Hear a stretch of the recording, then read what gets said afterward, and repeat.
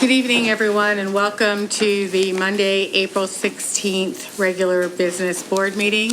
And I'm going to turn it over to Mr. Copeland. Thank you, Dr. Gilbert. Welcome, everyone. We have three presentations tonight, and I'm pleased to begin with our presentation from Lower Merion High School, Mr. Hughes, and code design. Hello, everybody. Happy Monday to all of you. Thank you for this opportunity for us to share some exciting things that we're doing. So tonight, you're lucky. I'm only going to talk for another 10 seconds. We have been doing is working on an interdisciplinary approach in several of our courses. And tonight, there's some teachers. They'll introduce themselves as they come up, and several of our students who will be talking about the different parts of this. We've basically been looking at an interdisciplinary approach using our computer science course, one of our art courses called communication design, and one of our English courses, AP language. So what we'll hear tonight is a little bit of the projects that they've been working on in three different classes, three different cores, and how they've put things together. So without further ado, I'm going to ask our first teacher to come up, Tom Swope, and talk to you a little bit about how this got started and what we've been doing. Yeah, no problem. Hi, my name is Tom Swope. I teach computer science at Lower Merion High School. It's about my 13th year here in the district, and I'd say this whole process started for me, I guess, about 2 years ago when myself and Mr. Walsh, who will be up in just a second, were on the Transformative Curriculum Pathway team. And during that time, we had talked about some of the things that we were doing in our classrooms and just started to get the idea that it'd be great to kind of collaborate on some sort of project. So about a year and a half ago, both Ben and I, were standing in front of you and we each proposed new courses. My new course was Computer Science Seminar, and here we are about a year and a half later. So the idea of this course is quite simple, although despite the fact that I'm a computer science teacher, I can't get it. Okay. Should it be up there as well, or no? Okay. It will be. Okay, great. So anyway, the main idea behind this course was for students to develop an app. So an iOS app, an app that you can run on your iPhone, your iPad, and there we go. And that's really where we're at. So my students have been creating the app itself. They've been doing the coding and all that sort of aspect. Mr. Walsh's graphics or communication design class has been doing the graphics part of the course. And just recently, Mr. May's AP Lang students have started writing the story part of it. So they've been writing an overall description of what the app is going to do. They've been working on advertising. I think you all should have some sort of document in front of you. They were responsible for that aspect of it. So there are a total of 5 different apps that students have been working on. We have one group here tonight that are going to tell you about their specific app. It is the app that's on the front page, which is called, I believe, Dish Detective. And with that said, Sebastian, Mateo, and Isaac, 3 students from the course, are going to come up and tell you a little bit about the app that they've been working on. All right, guys, come on up. I'm sorry. No, I was completely out of. Sorry. Jumping down there. Good evening. My name is Ben Walsh. I'm the communication design teacher. And just 1 second before the guys come up to talk about their app. Through many collaboration periods, we came up with the 5 core aspects that were part of this project, and that really came down to authentic learning through real-world product, creating something that they see in their lives every day and the impact that it can have on society. Student-driven, so they can set their own goals, they can see themselves grow through the project, and to make sure that they have a strong student voice throughout. Interdisciplinary, which I think that will ring through real clear in this presentation. Innovation, creativity, my favorite thing is failing forward, and there's tons of that through this process, that these guys are given the opportunity to take risk in a place where that risk is mentored and coached with teachers behind them that say, like, let's see where it goes, let's see what ends up. And I think the proof you'll see if you come to the presentation, which is on the back of each of the things. You'll see it's on May 2nd during Lunch and Learn. I know it's during the middle of the day, but if you can make it out, that'd be great. And then the last publication and presentation, that local impact and global presence. And Brian will speak a little bit about that as he was brought on to the project this year.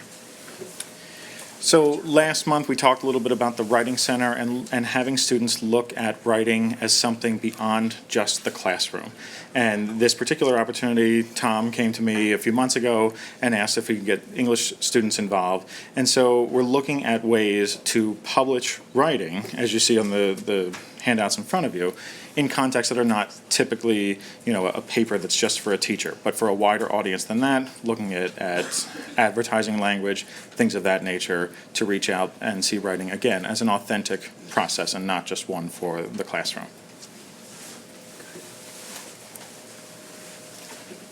All right, so I'm back, but I promise this will be very brief. One other aspect of this project was I brought in mentors from the community. So in the picture there you can see a friend of mine, his name's Ollie. He's a developer for Ring. I'm not sure if you all are familiar with Ring. It was on Shark Tank a while ago. They just recently got bought out by Amazon, as probably almost everything will be eventually. But he's been coming in a couple times to help mentor these groups of guys and just sharing his expertise as well. So I think now, for real, you guys can come on up and share.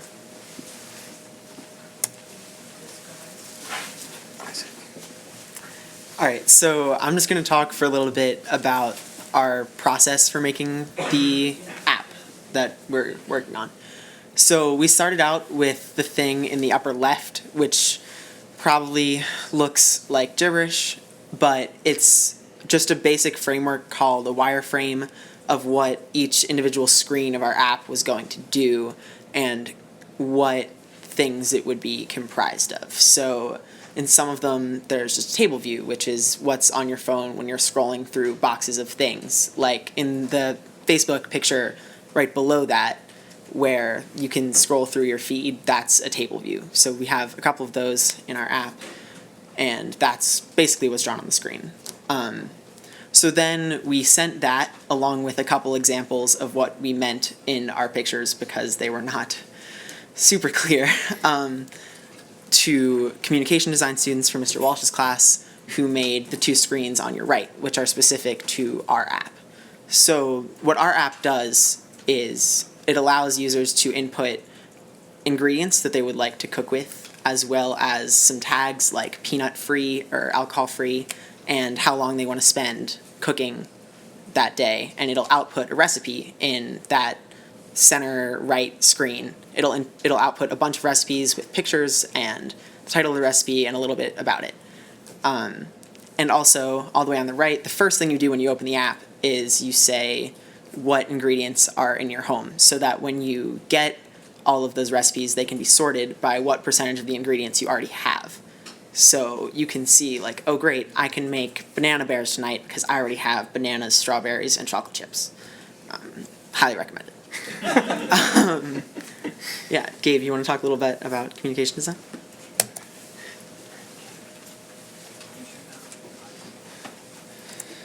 Hi, I'm Gabe Walshore. I'm in Mr. Walsh's communication design class. So with us in the communication design class, we basically heard about what projects the computer science class was working on.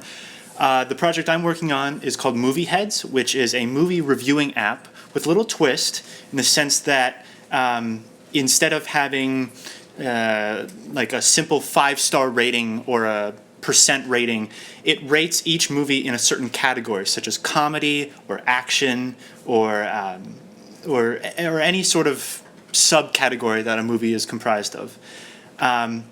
So if you look on the right side, you can see our icon and our T-shirt design that we created, and basically when we made this, we initially had a bright red color, and that was really the only color that was in it.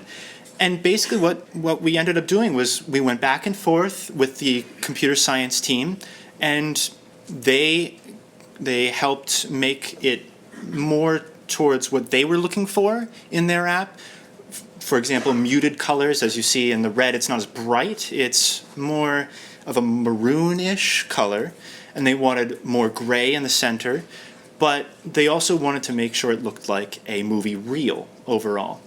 And So the point of us was to have the message be communicated through this icon, but also adding our own spark of creativity to it.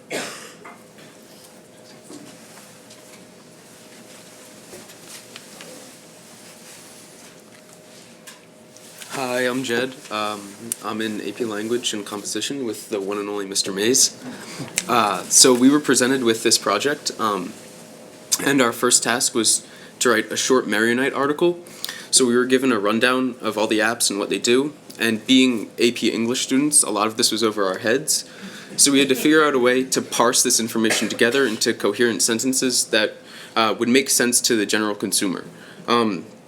So we chose a couple lines about each, a short description, and using rhetoric, which we had learned throughout the whole year, we wrote about what each app does and why somebody would want it. And then a couple weeks ago, we were presented with another task, which was to write an app store description of the app, which you see on the packet.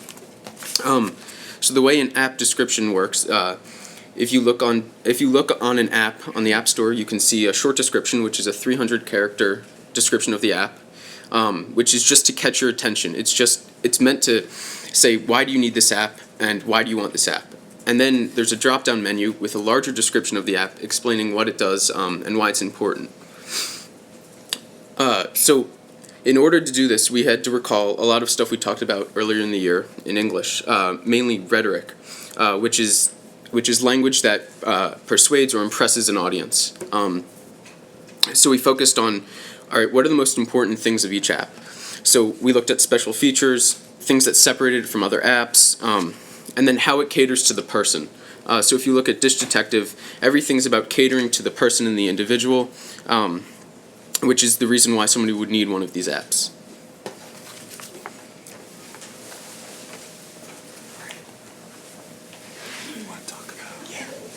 So now I'm kind of just going to talk about the gist of how actually making the app works. So basically, once you come up with the wireframe and just what you want to make, how you want to make it, then you have to actually go into the code and create it, which is a lot more difficult than it sounds. And so there's basically two aspects to making an app. It's the storyboard and then the code that's behind it.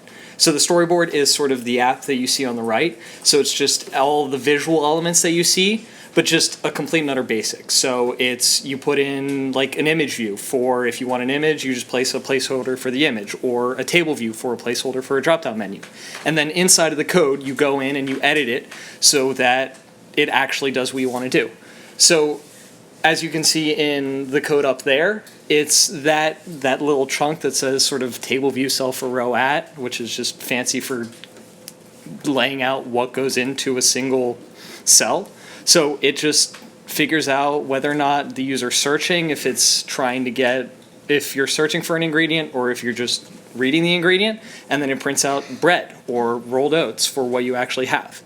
And another part of our thing was we had to work with a database. So we had to, since this requires sort of storing of ingredients on the device, rather than storing locally, we had to interact with a server, which we used Firebase, to actually pull from the server what the user has, and also pull from the server, like interact with the server to edit what's in it. And then also another part of our code that we used was, well, the biggest part of it is the Explorer. So that's actually generating the recipe and figuring out what the user has and everything. And the only way to get, since, I mean, we don't know enough recipes to validly give you a good response, we had to pull from an API, which is someone somewhere, I don't know why, created a database to just store a bunch of recipes. So what we do is we pull from that database, given a list of ingredients, and we parse through whatever they give us, and we figure it out and make it displayable for the user. So we used a database called Edamame, which has over 1 or 2 million recipes. And then using the categories that we prompt the user for speed, required ingredients that they want to use, or tags such as sugar-free, tree nut-free, and all that, then we provide those requirements to the database, and they give us a list of as many recipes as we want to back to us so that we can use them and give them to the user so that the user is able to actually create something based on what they want. And so the way to parse that is very different from regular coding because it requires you to interact with multiple different sources, which isn't something that, like in the regular computer science courses, we're working with user input and we're working with just, okay, so this is what you have to do. You have to create a function that takes two numbers and adds them together. And you're given the two numbers and you already know that it's 1 + 1 = 2. Whereas here it's, you don't really know the code behind how everything's being put together. You're providing the API with your required ingredients or what you want, but you're given back something that's completely different, which is like JSON code or XML. And this requires a lot more interpretation and looking up on your own to figure out what's actually going on behind the scenes, which is really what's the important part about working with APIs and also what's really cool about it. And so we pull that, we provide it, we get the image, we get the description the descriptions, the ingredients and everything, and then we make it easier for the user to see and actually figure out which recipes they want to make.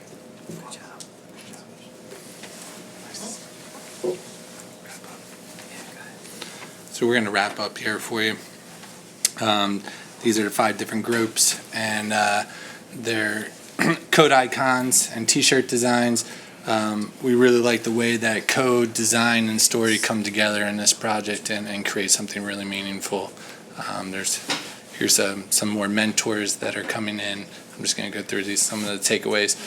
At the end, the success of the collaboration in some ways isn't the app, although Dish Detective would save a lot of fights in my house about how much groceries I throw out. But it's really about that struggle of communication and problem solving and working together with several people with different skill sets. Anybody else would you like to wrap it up? Any questions for the group? All right, thank you very much. And feel free to join us at Lunch and Learn on, is it May 2nd? So I just want to May say 2nd. thank you very much for the presentation, and it's always great to see our students who are always so impressive and our fantastic teachers and Mr. Hughes.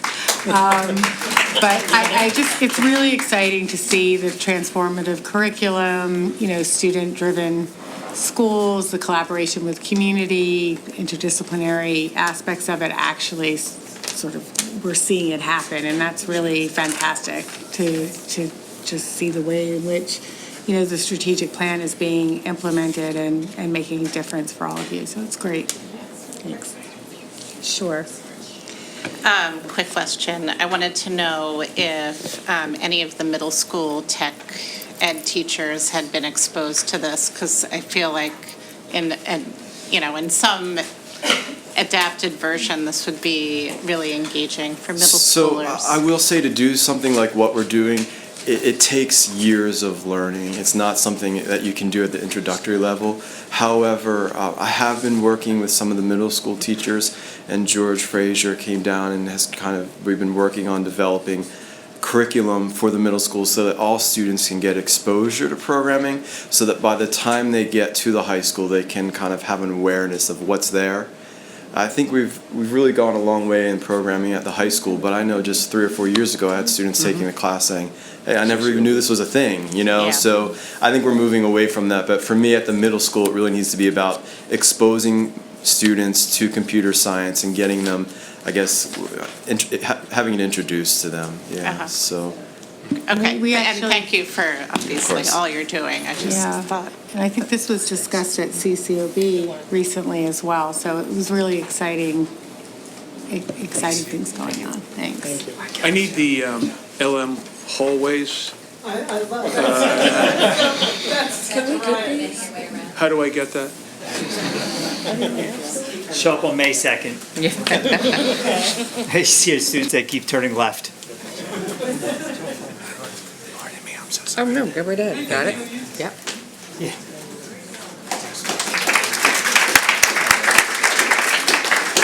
What do you need?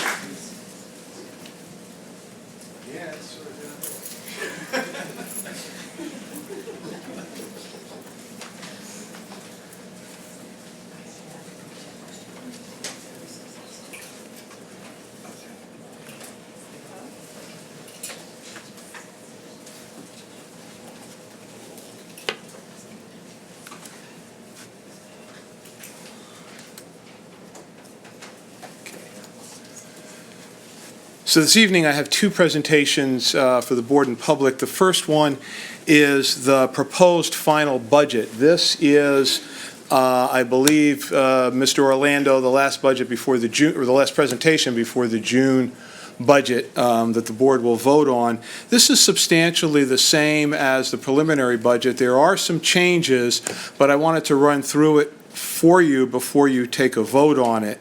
As I had indicated during the preliminary budget, this is a little bit different process than we've gone through, certainly in the last several years that I've been here. The district did not file a preliminary budget with the state, in large part because we did not ask for exceptions. And I'll talk more about that as we go through the budget. So that's one of the things that's different. The other thing is, is that our use of fund balance to balance the budget will be about $3.7 million, and that's down from $6.3 million.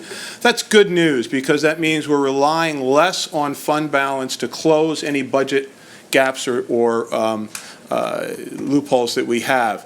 We're also anticipating an increased revenue, and that's reflected in the budget. We continue to have challenges due to the increases of enrollment, and we intend to both plan it near and short and long term. So the impact of enrollment growth is a significant aspect for Lower Merion, and I'll just take a minute to review that with you. The greatest cost, I would argue, to any school district is directly related to the number of students that you serve. Your enrollment goes up, tends your costs go up, your enrollment goes down, your costs go down. Our enrollment growth cost is about 1% annually, and no other school district in the Commonwealth of Pennsylvania has been impacted more than Lower Merion. The figures that I'm going to show you now, these are last year's staffing increases. And we're anticipating about 20 more staffing increases for this year. We're going to be giving a separate budget presentation that will go online and people can look at for to get a sense as to what our staffing plan is. But this is all of the school districts in the Commonwealth of Pennsylvania, and you'll see the vast majority of the school districts either have little or no or significantly declining growth. There's just a few districts at the far right that are showing an increase in enrollment, and when we take a look at the top 15 or so, you can see that Lower Merion outpaces many, many districts in terms of enrollment growth. Our budget cycle this year, adopt a resolution certifying the 2.4%. That's at the max of the cap. That's without any exceptions for PESers. That's without any exceptions for special education. We've been doing Budget Finance Committee meetings. The first two are operations and student services. Upcoming will be staffing and information services on April 25th. That's next Thursday, Wednesday. And curriculum presentation will be May 16th, and that will be an evening presentation. All of the budget presentations are available online, and I would encourage the public to take a look at that at your leisure. And then, of course, we adopt a proposed final budget. That's what we're doing tonight with your board, with the board's vote, and then a final budget in June. What drives the budget? As I mentioned, enrollment growth. Enrollment growth turns into instructional costs, personnel costs, our special education mandates, and the fact that we get no or minimal increase in state or federal funding. The state and federal funding is, what would you say, Mr. Orlando, about 1% sometimes? Certain categories are the same, other ones may increase 1 or 2%. Yeah, so we're not really seeing much there. Some of the highlights, you know, we've got some uncertain issues, so we're always trying to make an accurate prediction on tax revenues. The governor has presented his budget, but as we've seen in years past, you can't count on anything until the General Assembly finally votes. And of course, we've got pending budget litigation, and we're doing negotiations. This hasn't changed significantly from the preliminary budget, just a slight amount, but you can see that the school district is dependent largely on local tax revenue to meet its expenditures. This is a chart showing our anticipated revenue. Mr. Orlando, can you give us a brief overview on that? Sure. This slide and next slide are the anticipated revenues. So as Mr. Copeland noted earlier, we're using approximately 3.7 of fund balance to balance the budget.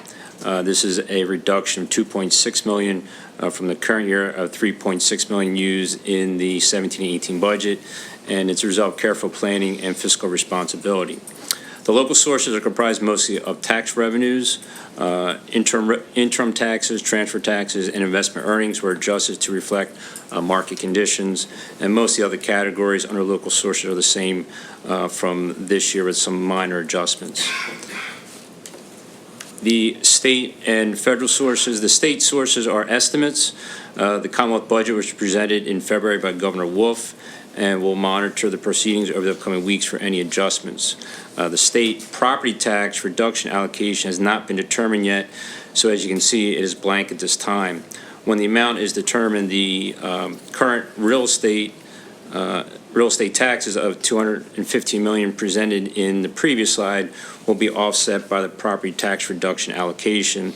This will not change the total revenue figure indicated at $263 million on the screen. And the federal sources are the same as this year. So our total revenue and fund balance prior to an increase in the millage rate is $267,537,910. Thank you, Mr. Orlando. And as you can see, the vast majority of the money goes through instructional support to support the children, the students of the district. Here you're taking a look at the expenditures. You want to review that, Mr. Orlando? Sure, this is a breakdown of the expenditures. So you can see the top two categories, salaries and benefits, comprise of just over $210 million, which is 77% of the budget expenditures.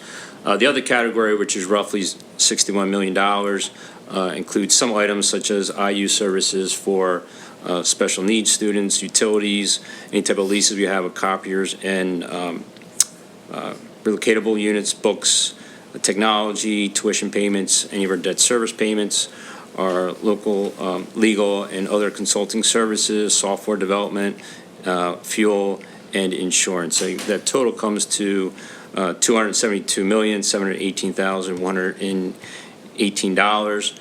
The increase from last year's budget is 2.83%, and in order to balance the budget, we need to raise $5.1 million, which is an increase of 2.4%, which is the index for 2018-19. And one of the things that we take into account is some of our benefit costs. The first look, which is what our broker or our actuarials tell us, here's what you ought to be looking at for healthcare costs, provided us one number. The second look that we've gotten recently suggests that we could lower that number by about $600,000. We are not reflecting that in this current budget because we haven't done our staffing yet, and I want to make sure that there's enough room in the budget to take care of the staffing. But if we are able to do what I think that we can do, we may even be able to come in under the index this year as we move forward looking at that. Real estate tax change. Correct. So the 2.4% increase in the millage rate on an average household assessment of $250,000, it would be an increase of $169 the upcoming year. Okay. Now, again, one of the reasons why we are not going for the exception this year in special education, this isn't the only year that we haven't done it or done it to the fullest, is because you can see that in order to qualify for the exception, we would have had to have an Act 1 index threshold of about $1,025,000, and in fact, the net increase in expenses was $722,000, so we were under the exception and we did not qualify for the exceptions this year. Similarly, the retirement exceptions were lower, and again, these are numbers set by the PSERS board, and it would have yielded a total of only about $40,000, so we chose not to take that exception. From time to time, folks have said, well, you've got some PSERS money in reserve, why don't you just spend it down?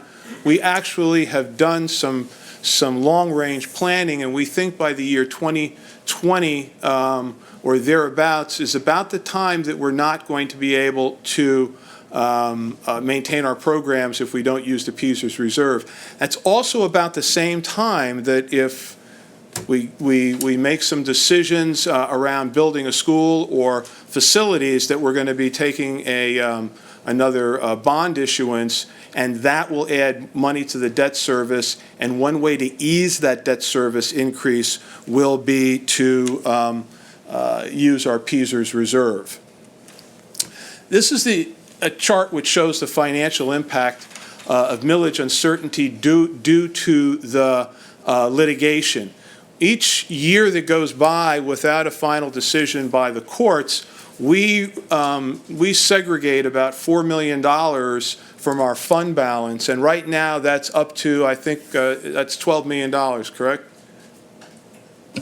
Correct. Currently it's Okay. 8, and then the year goes by, it'd be So that money still has to be accounted for. That means that while it still is on the books as fund balance, we segregate it because of the anticipated litigation. The budget calendar remains pretty much the same. The first few dates are dates that have taken place already, and as you can see, we have a ways to go. One of the things that I'm pleased about is our increased opportunities for people to come in, and I really encourage folks when they can to either watch the videos or come to the meetings to take a look at the budget presentations where we go in depth and take a deep dive into the specifics of each budget. And I always end with this slide to remind folks that we're a public school system, and we're proud to be a public school system. Our entrance requirements are a residence and a birth certificate of the right age.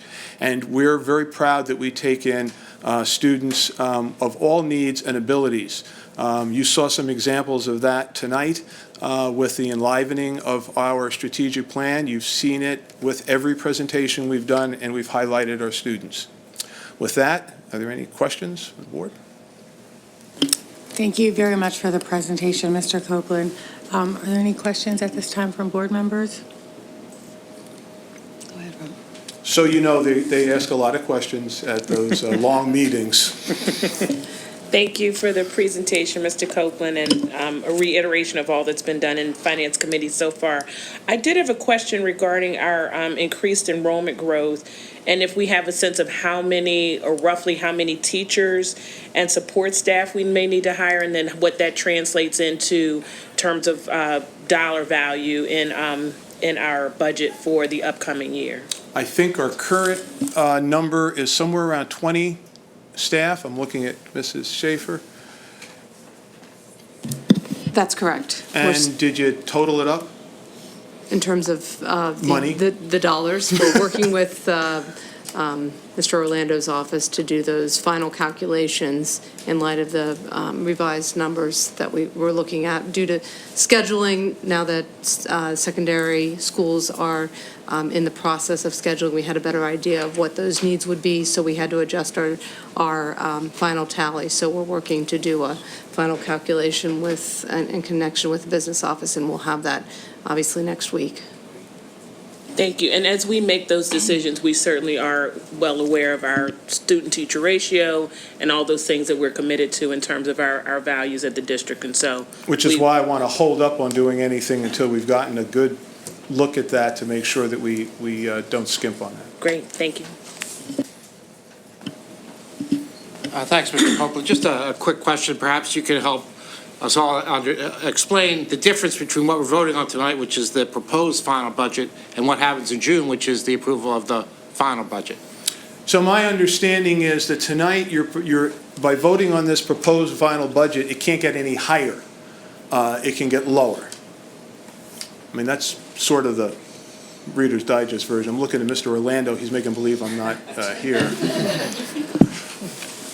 Well, under Act 1, you have to approve a proposed final budget and have it available to the public at least 30 days before the final budget, what Mr. Copeland's saying is that the tax increase can't go above the 2.4%. Whether or not the budget increases, that's depends. Theoretically, it could change in some manner between now and. That's correct. Until June 11th, when the board is the final vote, that becomes the budget. So Okay. until that time, it can change either way. It's what I said. I'm sorry. Go ahead, sure. Thank you. Excuse me. I think if we could flip to slide 13, I think it's the state sources, or maybe 14. I have it as 13. I mean, just some things that are, I just want to see if I'm seeing this correctly. For basic education, it's only up $100,000. For special ed, it's up $30,000. Looks like Peasers gets $1 million. Am I seeing this correctly? The basic education funding is relatively flat. It's relatively flat. Peasers is getting, I assume that's in the middle there, the revenue for retirement is Peasers, is that correct? So that gets the biggest bump, which was something we did not manage. We've never managed Peasers in its financial state. We just pay into it. And my last question is the state property tax reduction, is that the gambling money? And when will you know what that is, I guess, or when will you have some sense of what that number should look like? Yeah, we should know early in May what the numbers is. Technically, under the law, the budget secretary yesterday was supposed to announce if there would be a distribution. I didn't hear anything yet, but I'm sure there probably will be, and then they'll let us know numbers probably sometime in May. So in a sense, this is a number, it's not insignificant, that we're budgeting without full knowledge of what it is. We're required to pass this budget. That's correct. But without knowing that number. That's correct. At this point in time for proposed final budget, the numbers are not known. Okay. Thank you. Are there other questions or comments at this time? And I know we're going to be getting a report from Diane shortly. Well, maybe not shortly, but tonight.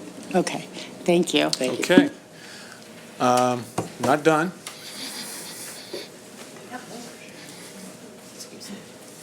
Oops. Okay.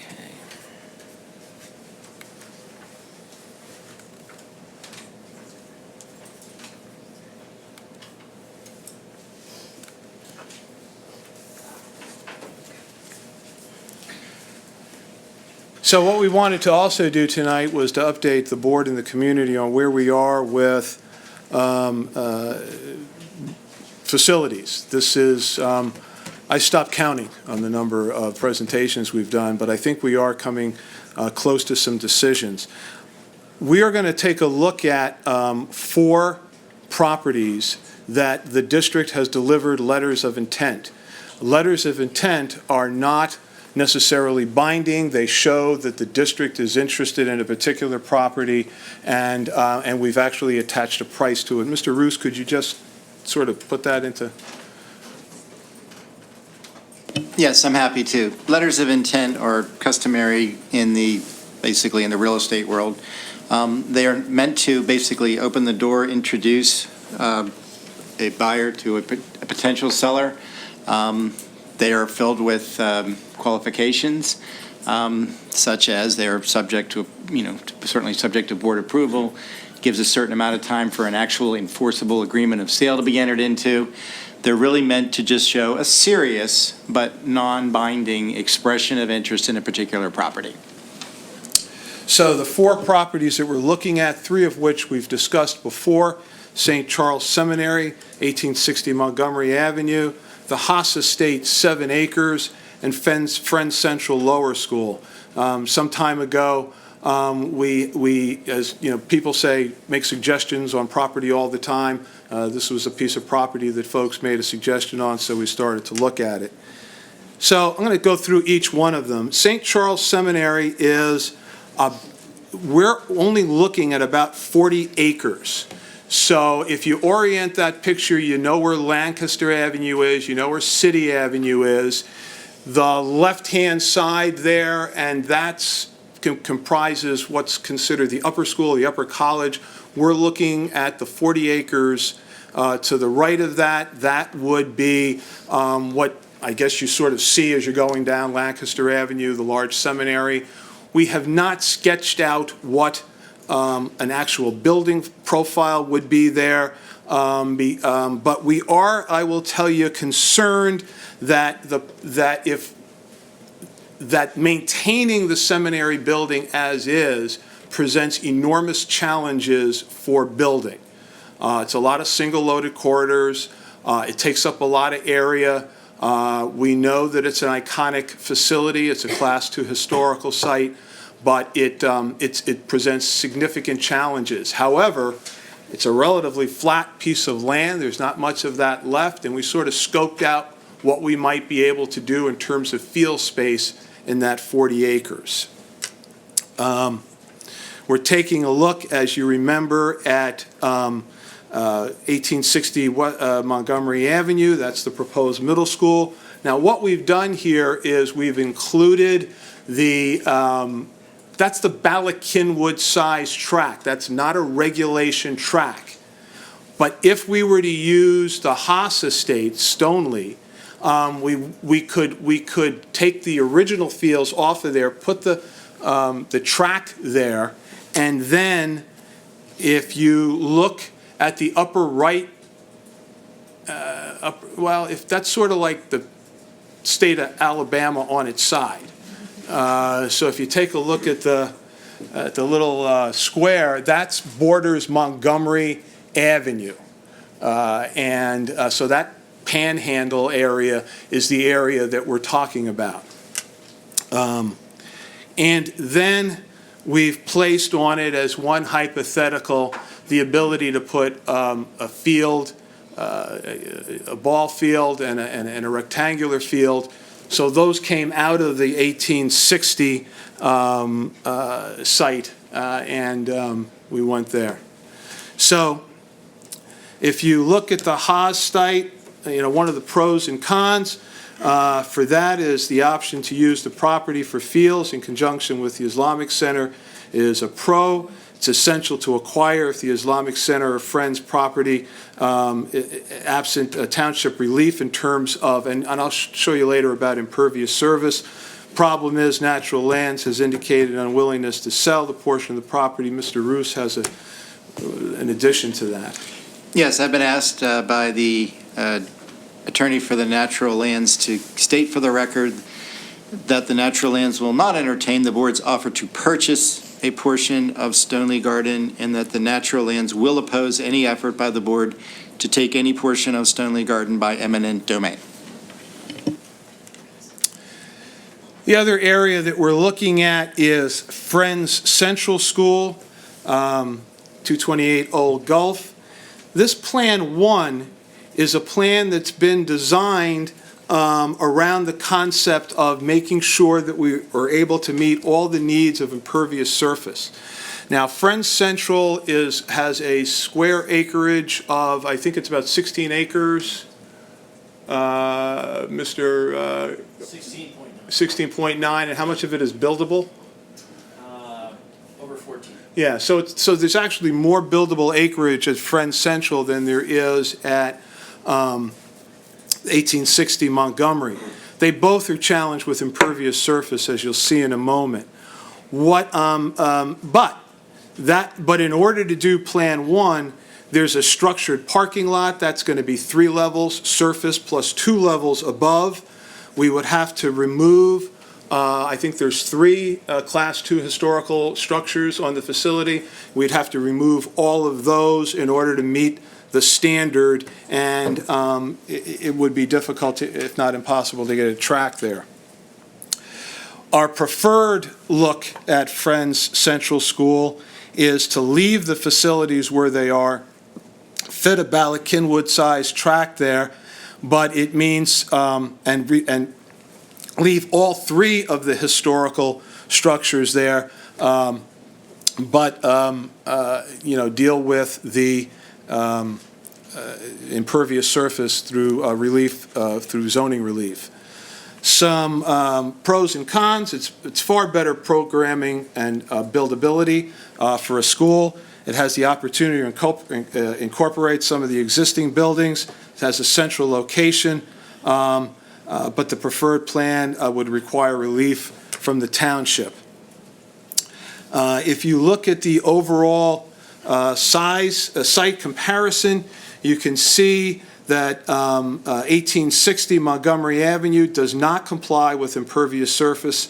228 Old Gulf, the first plan does, but as I mentioned, it has some significant problems to it. The second plan does not. The township parking requirements do not comply at 1860. It does with the Old Gulf. It does not with the Plan 2. And we have not done all the traffic studies necessary. In terms of field space for fall sports, I think by and large, as long as the Haas property is used, we have comparability, Mr. Yes, we would, we're talking about 1860 combined with the Haas property and the use of the field at Gladwin Elementary School. So the fall works and the spring also works, correct? Yes. Okay. In terms of cost, you see, now we haven't included site acquisition costs, and I'll talk about that in a second. The construction and soft costs, you can see for 1860 are slightly more than the others. You have to remember that the 1860 site would hold, it would be less square footage and expected to hold more students, 100 more students, than, so that would be, we'd be looking at 1,200 students. The Friends Central site would be about 1,100 students, and it would be more square footage. And St. Charles, we have not done available. We just haven't gone in that direction yet. I don't know what happened. I lost my slide for pros and cons for the seminary. The pros are it's a great space. The cons are we seem to be unable to get them to come to the table and have a discussion with us. We have put out letters of intent.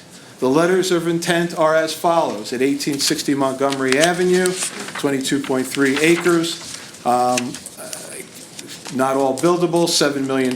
Friends Central Lower School, 16.9, $15 million. St. Charles Seminary, 38.5 at $20 million. And the Haas property, approximately 7 acres at $2.7 million. That's where we are. As I mentioned before, while the acreage is larger at 1860, so much of it is not buildable. But along with the Haas property, it becomes a viable option for us. We would just have to work significantly at some of the building issues. The Friends Central seems right now to have the best possibilities, but St. Charles Seminary, of course, would be superior to all. That's an update. Thank you very much, Mr. Copeland. At this time, I'll open it up to some board questions, and then we'll open it up to the public. Is there anybody who wants to ask a question at this time? Just for the benefit of the public, I thought it would be good for you and Mr. Copeland to talk about how we've been coordinating with the township around some of this, or, just that they're aware of what we're trying to do. Well, we've been coordinating with the township on St. Charles and Friends School. We have not been coordinating, St. Charles and 1860 Montgomery. We have not with Friends School, but we will.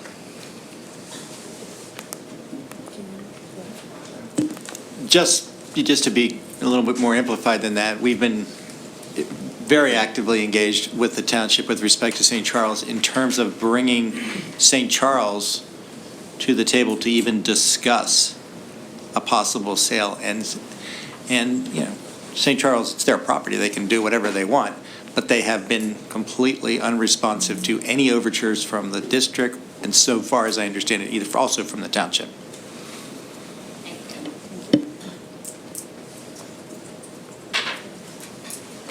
Thank you for the presentation. I just wanted to get some clarification on the building sizes. Is it the same building size at both 1860 and, proposed at 1860 and Friends Central, or are they, do you know if are they slightly different building sizes? They're slightly different. Mr. Ganan? They are slightly different, and And again, we spent much more time investigating what could be done at the Friends Central site than the 1860. But I think it's clear that while the studies indicate we can build a school at 1860, the topography, it's clear that topography is limiting, and it will limit us not only in terms of playing fields, but also the type of building we can end up with for the 1,200 students and the type of program we can offer.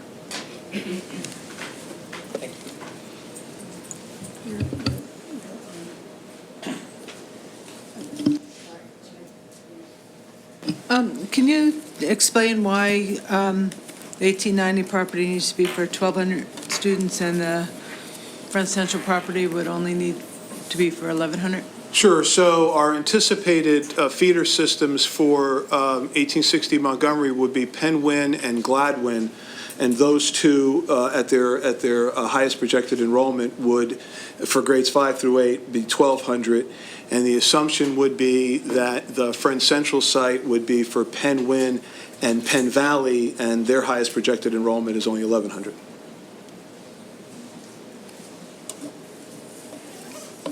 Can you remind people this is for 5 through 8? It's for 5 through 8.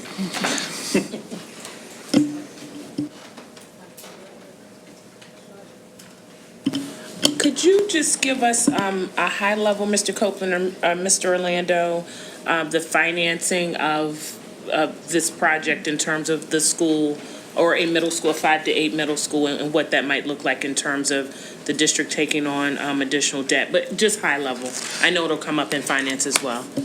Sure. So if we issued a $100 million bond, we anticipate that our debt service would go from approximately 28 million to a high of, I think, 31, and that it would stay at 31 for about 8 years before it began to reduce. That's not in addition to the $4 million a year of added operating expenses for a building that size. Thank you.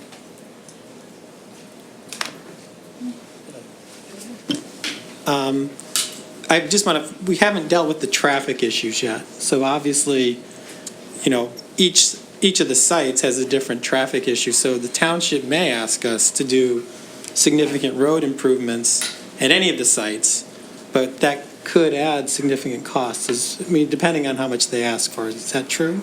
Well, we've done, I think it's safe to say we've done more site investigation at 1860 than we have at Friends because of the site challenges, and we know that there are some possible situations that we would have to do at 1860. So that we know. I don't believe we've done any traffic studies at Friends. That's correct. Yeah.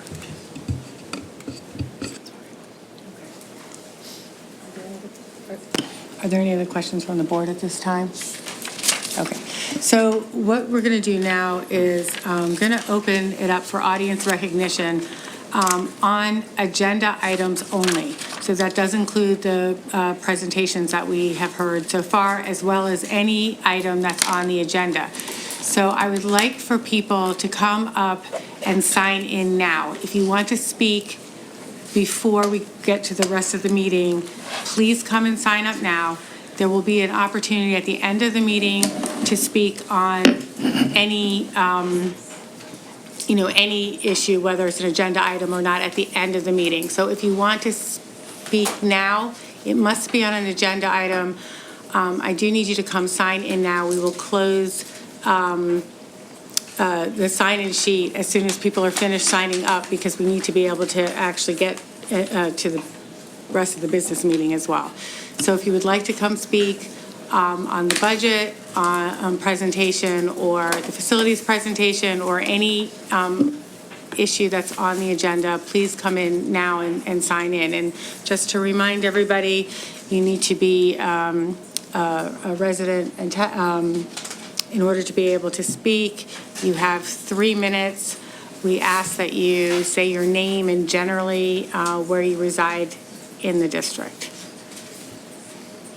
So why don't we give people just a minute to sign up, and then we'll go ahead.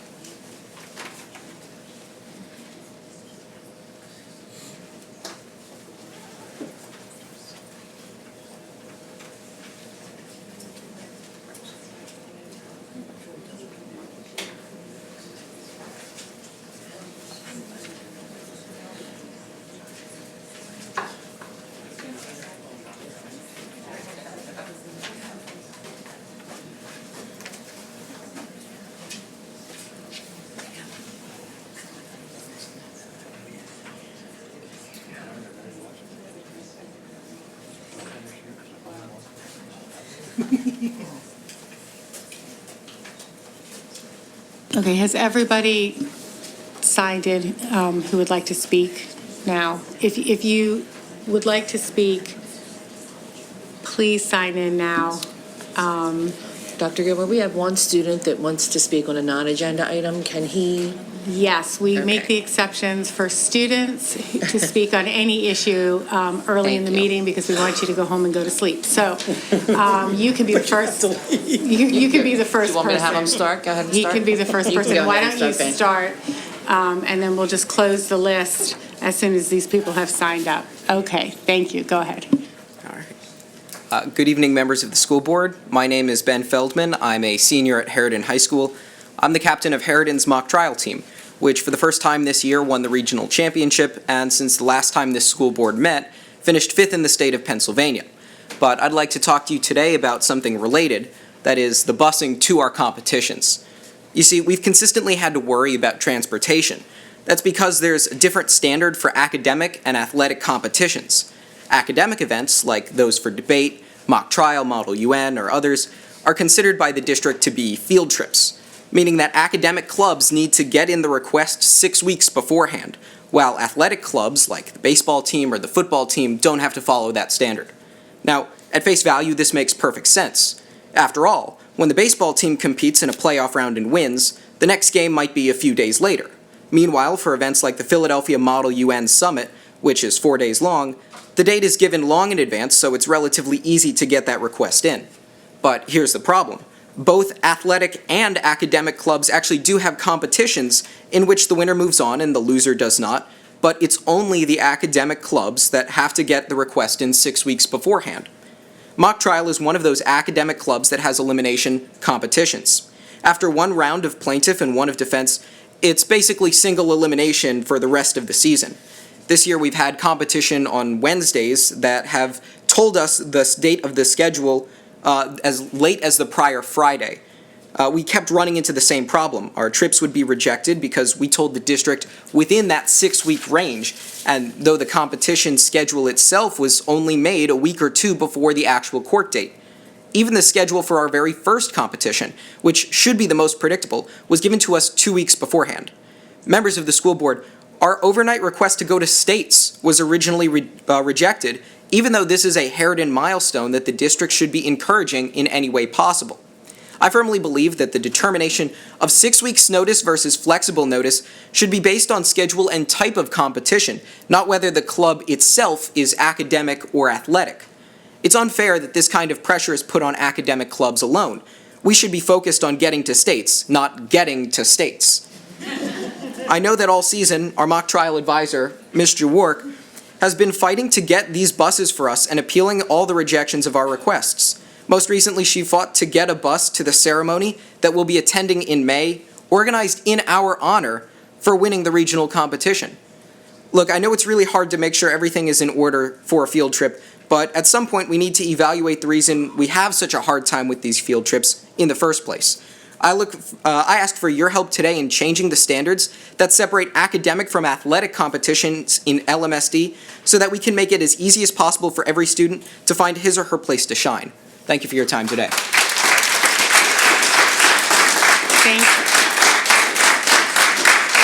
Thank you, Ben. First of all, congratulations on your win. And I can see why you guys won. So I think you've made a very good argument, and I'm sure that we will be looking into that. I don't know if you want to add to that, but you certainly made a very good argument, and thank you for bringing it to our attention. Done. Wow. Okay. We don't need to go through the policy committee then. No, thank you very much. And again, congratulations to you and all of your teammates as well. Okay, ready? Yes. Mark Hersheron, Andrew Tanzer, Ruth Jenkins, Adrian Seltzer, and Sharon Weinstein. So we're going to call people, if those people can kind of stand up and wait so that we can move through. Thank you. Go ahead, sir. Thanks. Good evening, school board. My name is Mark Hershaw, and I live in Villanova. One question that came up during your presentation regarding the budget is you're talking about doing something with the budget without knowing all the numbers. Did I hear that correctly, that you're still waiting to hear about a couple things? Okay. That makes no sense to me, and it is fiscally irresponsible to go ahead and move forward on approving a budget when you don't know all the numbers. If one of my kids came up to me and talked to me about that, I would look at them like they were nuts. If I did that with my boss, he would wonder why I was even employed. So at the most elementary level, you can't move forward with that. It makes no sense. Now on to my favorite topic, the properties. The numbers that you had, I think it was on the last slide, those letters of intent, those numbers, is that the purchase price of the property that you're looking to put forward? Okay. So, and you've mentioned a number of times about the topology issues at 1860. Again, I don't understand it. I've lived down the street from that property for going on 29 years. When I first moved in there, it was a junior college with athletic facilities and classroom facilities, dormitories. So the property has changed. That doesn't mean you can't change it back and make it so that you can put a track and you can put other fields there. So I'm not sure why you keep bringing up the topology issue. It doesn't make sense. And with the number of acres that's being proposed versus the other properties, it seems like the 1860 property, unless I'm really missing something, is financially the best deal for the property in terms of the amount being spent plus what we can do over at the Haas estate. I hope the decision is made to put it there, because if you put it anywhere else, you're now putting everything back on this. Villanova is again on the far end of not having anything for the community. And the idea is to make Lower Merion school areas one giant community, and we never feel that way. That's a horrible way to feel. We feel like an evil stepchild. So, thank you. Thank you very much. Andrew? We're going to hear a number of people and then we'll respond. Okay. My name's Andrew Tanzer. I live in Lower Merion, Penn Wynne area. Just from this facilities presentation, this would be a question. It would be nice if someone could respond to me right now so I could know which way to go with what I say. Are the expansions of the elementary schools, is that now put aside for building a new middle school and a third middle school? Or is that what's happened?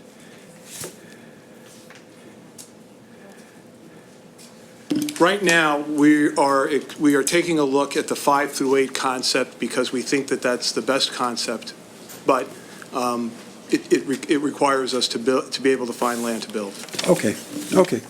Okay, so then you're still addressing this issue of a choice between doing one or the other, right? Okay. Well, here, I'll read you something I sent to you. I don't know if you saw it all or not. In addressing the growing population of students entering the school system in Lower Merion, school boards facing a choice. On one hand, there's a choice of expanding the elementary schools. And from all the plans I've seen, the expansion would be a somewhat unequal expansion of the elementary schools, so some would be expanded more than others. And these expansions will further exacerbate the distortions and inequalities already existing amongst the elementary schools because of that. The expansion will also include expenses, which I know we didn't go over tonight, but I know they're substantial as well as compared to these two. It will also create some more crowding in the schools and some more loss of course space. On the other hand, you could act, as you've displayed, as you talked about tonight, and build a third middle school, which I think is more proactive, and I think I heard someone here last time I was here say that it would be a more proactive move. This too will be expensive, obviously, but the proposition will have an advantage of being a longer-term fix because you'll be able to handle, a third middle school would also relieve the pressure on the elementary schools by absorbing the 5th grade, which we know. One thing I noticed when, in your presentation, there was a very, very large focus on outside athletic area that the school needed, like to the point where you were going to buy another piece of property to accommodate that. I would like to see, if you ever do talk about expanding the elementary schools again and considering it, that you would give at least as equal a concern for the outside athletic area for our young children to play in too, as you have for the middle school proposition. Because you didn't seem like you were doing that with regard to Penn Win. Anyways, so treat it's important to treat everything equally. All right, anyways, I guess my time's up. I hope you make the right decision. I hope you build a third middle school. It would be nice. Thank you very much, sir. We appreciate your comments. Thank you.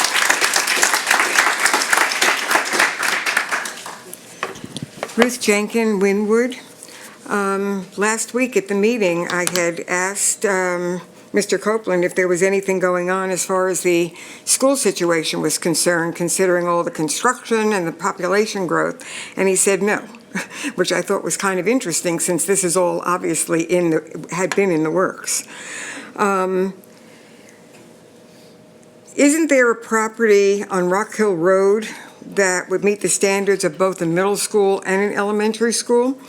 I do have a concern about putting fifth graders into the middle school and what would happen if they go home and there is no aftercare, which I know that's still part of the elementary school.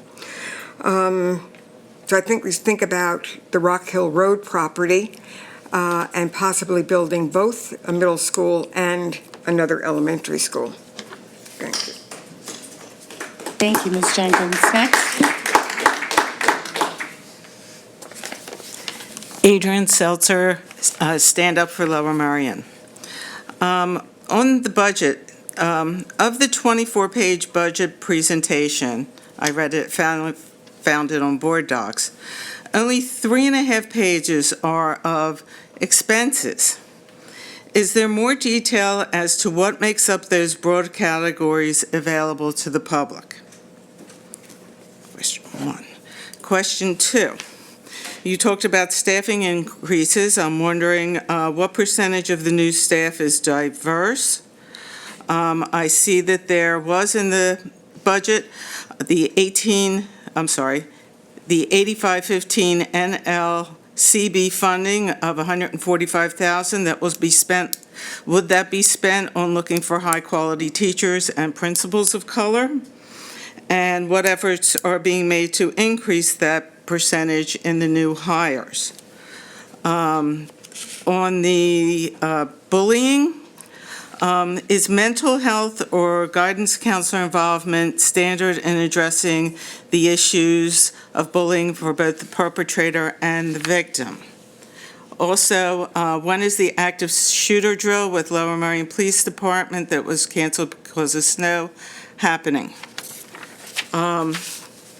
Stand Up for Lower Merion is working on a workshop in partnership with HCAN called How to Talk to Children About Disability. We have sold out, but we are still looking for educators interested in learning more. We're able to put educators or folks working in education on the guest list to attend free of charge. We also have volunteer opportunities. Here's this. Okay, thank you. Can you say where you live in the districts as part of the, I know you said you represent Stand Up Lower Merion, but can you say where you Wynwood? You live in the district, I know you do, right? Yeah, Wynwood. Sorry, okay, great. Okay. I thought you were done. And as an FYI, there is a bill in both the House and the Senate of the state of Pennsylvania regarding school bus arm cameras for the enforcement of people passing buses illegally. And we hear about this all the time with the students, and this would put a camera that would flash and take a picture of the license of the car passing illegally and send a ticket. So I thought this would be something of interest. Who's on the agenda? This information on our agenda. And you want, I'll do it again. No, it's okay. I'm just reminding you. All right. Was I over the 3 minutes? You have 18 seconds. Okay, thank you. Can I please ask people to stick to agenda items at this point in time, and then if you have other things to speak afterwards? Thank you. Let me just answer some of the questions so far. In terms of the prices for the letters of intent, we come up with those prices in conjunction, or those offers in conjunction with our real estate broker and the folks who do our assessment, and so that's where we are. I have to respectfully disagree with Mr. Hirschhorn on the topography.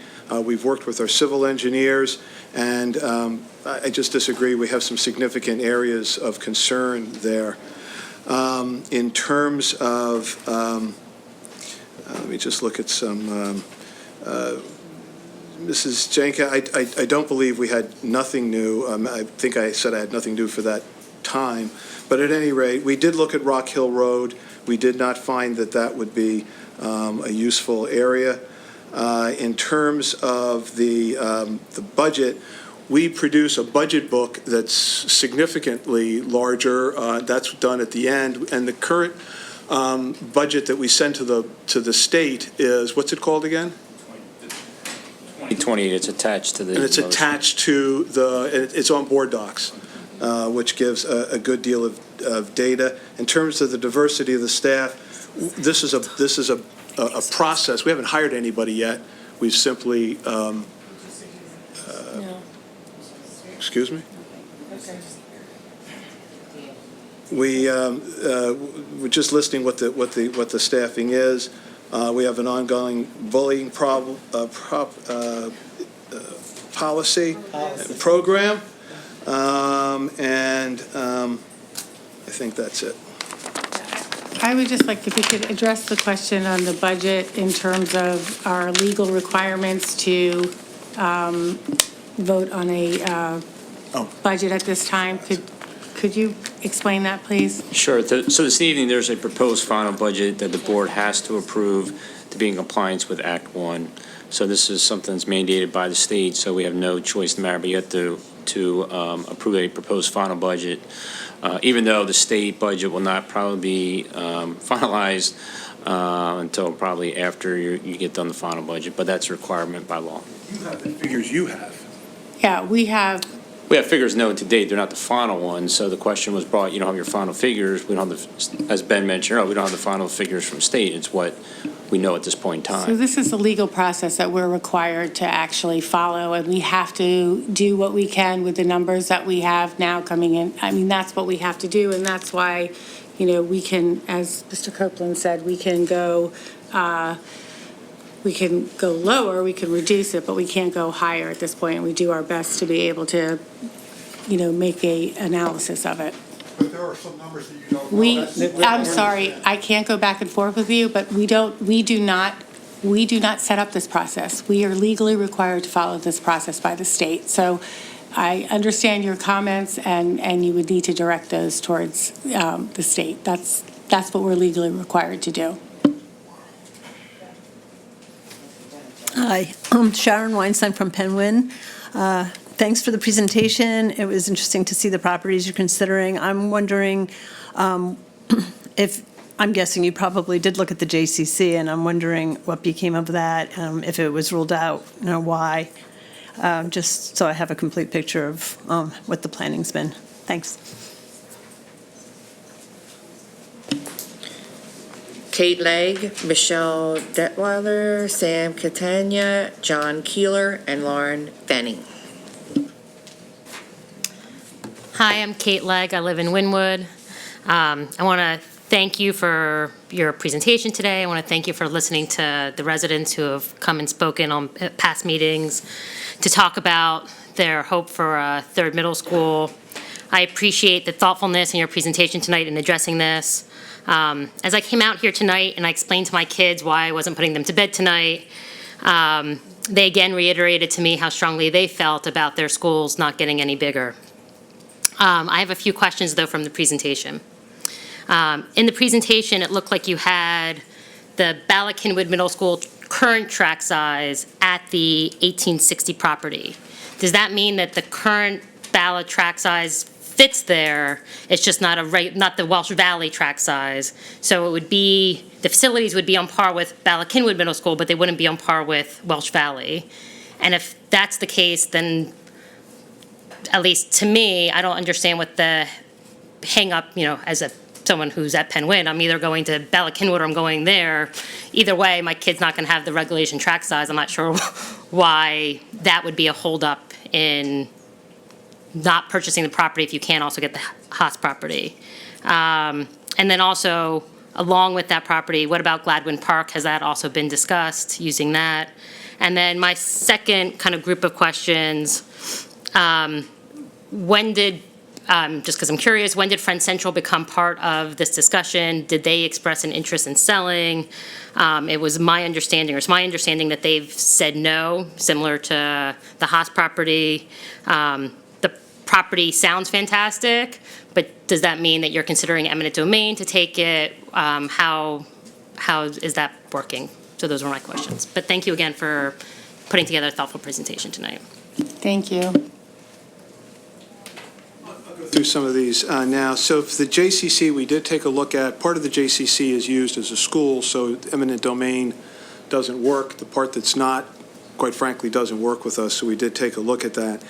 The regulation, the non-standard track that we showed on the 1860 property, and that we've shown in the past, but it works now in conjunction with the Haas. If you take the Haas back, then those fields don't work. I should hasten to add that it would be my recommendation that we look at the Haas field no matter what, because there's just not a lot of field space in the community. So whether we go at 1860 or not, I think that would be important. And in all of the schemes we've used, I think we've used Gladwin one way or the other. We started looking at the Friends property sometime in the fall. We have not actually heard back from them. I'm sorry, yes, I haven't heard anything from them. I'm Michelle Detweiler. I live in Penn Valley. I guess, thank you for, I support building a new middle school, and I've spoken, to that effect in the past, and I appreciate you continuing to look at properties. I would really register serious concern with the Friends Central property. I happen to live right across the street from it, and it's a very narrow road with steep slopes on both sides, and currently there are approximately 264 students at that school right now, so I watch the traffic and buses come in there. I feel like a new school would really, of 1,100 students, would really overwhelm our neighborhood. We already host one elementary school, 700 students, and one middle school of 1,000 students, in addition to Friends Central and other preschool programs and so forth. So it would be an overwhelming traffic problem, I think, for our neighborhood. So I guess I would agree with you that the seminary property is really the best option if there were any way possible, given the location. And I understand it's hard, but again, I can like to register my concern with the property of Friends Central. Thank you. Thank you very much. Sam Catania, Haverford. And I go to Harriton High School. Ooh, what did I do? All right, so I go to Harriton High School. I just like to ask a question about Friends Central. I'm not necessarily opposed or for it or anything, because I'm not entirely informed as to exactly what considering that as an option would entail. But I'd just like to ask a few questions, maybe for the benefit of the audience. So if I'm not wrong, that is currently a school that is in use, and so I'm just wondering, correct? Yes, all right. So I'm just wondering what sort of procedures are involved with if eminent domain is actually an option for a school that's in use, or if you do actually have to purchase it completely and eminent domain doesn't really apply since it's a school. And also, if eminent domain does apply, if there's a procedure for relocating those students, because I feel like that's a little more complicated than just taking like some empty land that's a park or a historical site. So I just think an additional explanation as to sort of what that entails, since it's a little bit different from the other sites, would be beneficial to the audience. Thanks, Sam. Do you want to answer that? Ken said he would answer that. Yes, I'm happy to. The answer to the question is Pennsylvania condemnation law does not permit a school district or any other government to condemn an institution of learning that's owned by the institution. Therefore, condemnation is not an option for Friends Central. Quite honestly, it's not an option for St. Charles either. And people need to realize that until and unless St. Charles starts to return our phone calls or evidence any interest whatsoever in selling the property, it's not an option. It just isn't, and it's not productive to keep proposing it to be an option. So I will say the Center for Islamic Study property, 1860, currently is an institution of learning, but it is actively being actively marketed. The Haas property, on the other hand, is not, at least not in my reading of the law, is not at all barred from eminent domain. It's under a conservation easement, but conservation easements do not mean property can't be subject to eminent domain. Thank you. Sir, go ahead. I'm John Keeler. I live in Ardmore. I was just wondering about, with the difficulties of field space and things like that, if the ideas have been considered of partnering with some of the many colleges and universities and renting field space from them. I know we have situations, I do believe, like the Harriton swim team uses the Lower Merion swim team pool. I may not be right about that. And so, kind of partnering between middle schools, if, looking at the track time and sharing track time, or if you're able to put the smaller size track, sharing different fields for field hockey or soccer, things like that. Because I think, if we're looking to spend $2.7 million on the Haas property, that money could go a long way with getting a soccer field for 3 months out of the year for several years, time on a soccer field from Bryn Mawr or Villanova or something along those lines. I'm just wondering if that had been looked into. Thank you.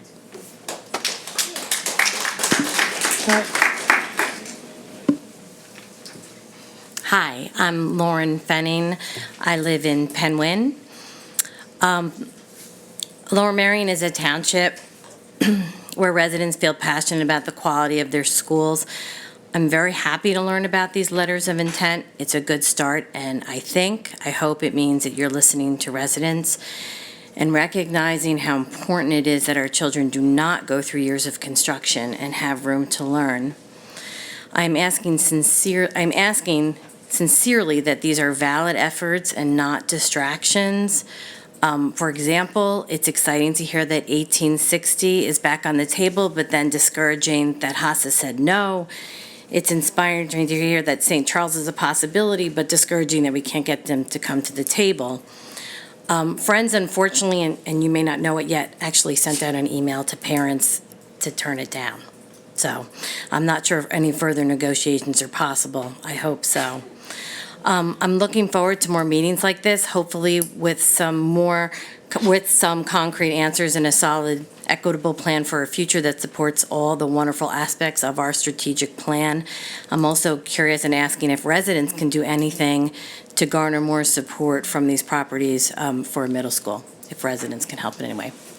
Thanks. Thank you for your comment. Tanya Schreiber, Steve, I think it's Filippo, I'm not sure. Jordan Landau and Marie Beresford. Hi, thank you for, this is very promising to see a discussion. Oh, sorry, my name's Tanya Schreiber, I'm from Penwyn, and it's very promising to be standing here talking about, watching you guys sit here talking about the possibility of acquiring properties.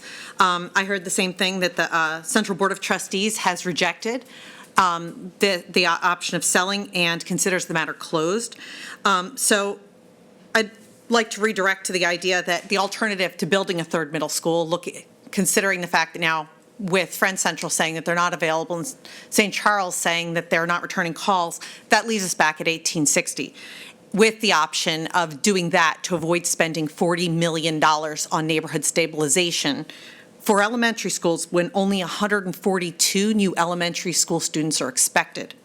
On the other hand, we're expecting 291 new middle school students in the next decade, so I'm not sure how spending $40 million to address the elementary school matter gets us anywhere, especially when it looks like we only have $8 million in an unassigned fund balance. It just seems a little scary to me that we would only having $8 million available, spend $10 million to build 6 classrooms on a campus that only needs 4 classrooms, where we have temporary 4 classrooms already sitting on the lot, but we're going to spend $10 million to make them permanent when we actually need 291 seats at the middle school level. When it comes to the track, I've done some Googling, and it looks like we might be able to get a polyurethane track that would be porous, that actually provides better cushioning protection from injury and is the same price as a impervious surface track. So that might be able to address the impervious surface issue even before we get the township involved. I also find it refreshing that you discussed the willingness to bid $20 million to get a property if it would accommodate all of our needs. So I hope that if it doesn't turn out to be St. Charles that best meets our needs, but is one of the other properties, that you keep in mind that you said you'd be willing to spend $20 million, that $20 million was available for the perfect property, because that's not a number that we've heard before.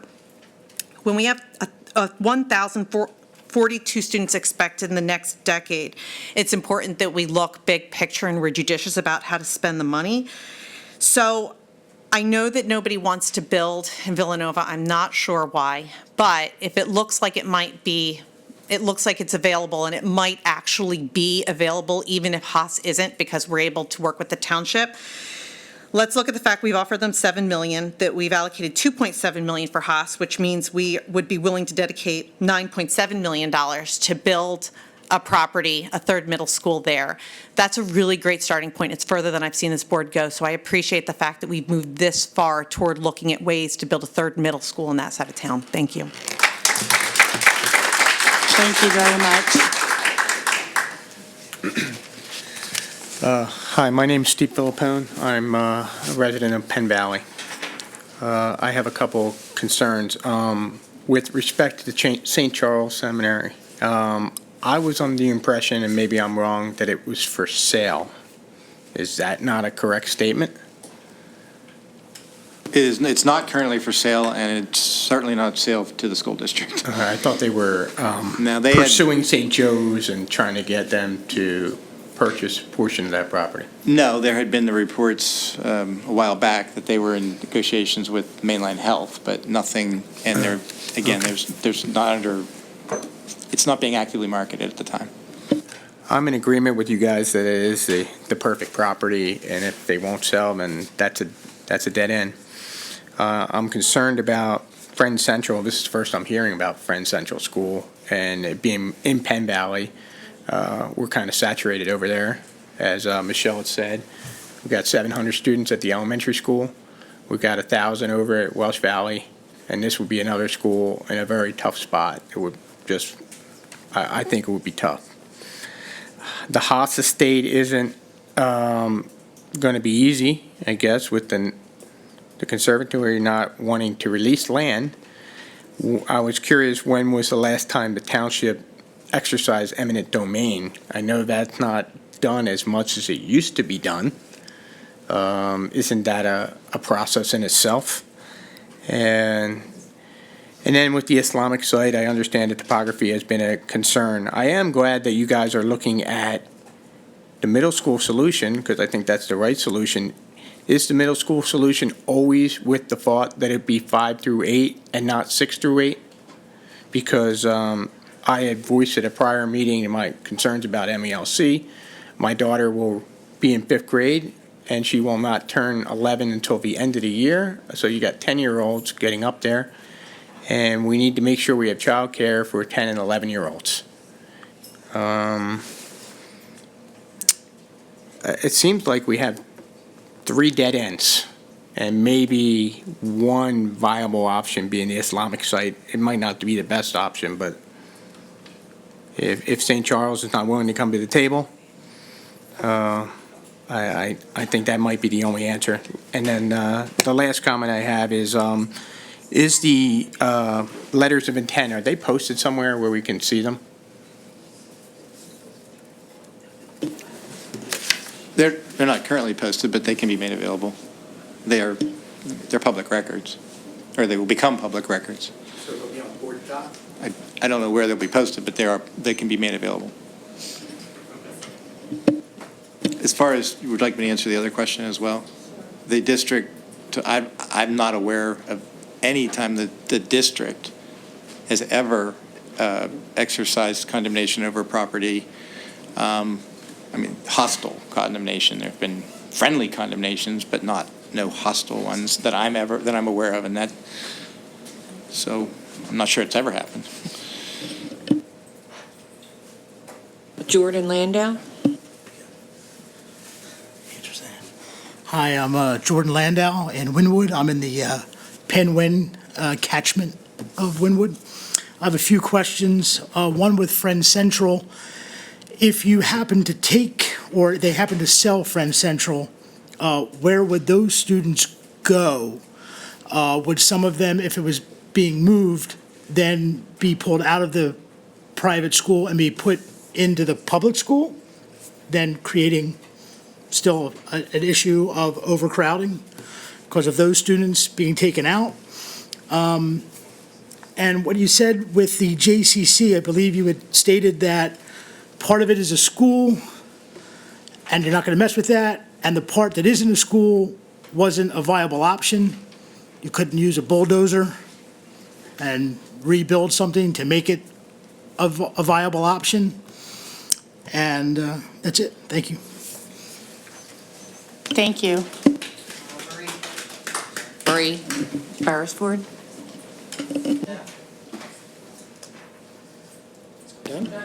Okay.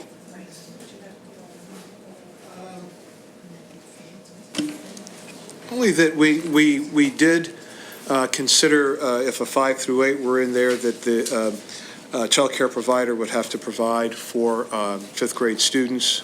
I know that that was a concern in my last district. We moved to a 5 through 8, and in fact, they did do that. In terms of,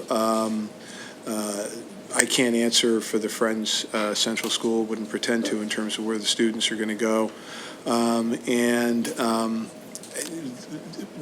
We looked at the JCC a time ago, and I'd have to go back to my notes, but there were a number of concerns that we had.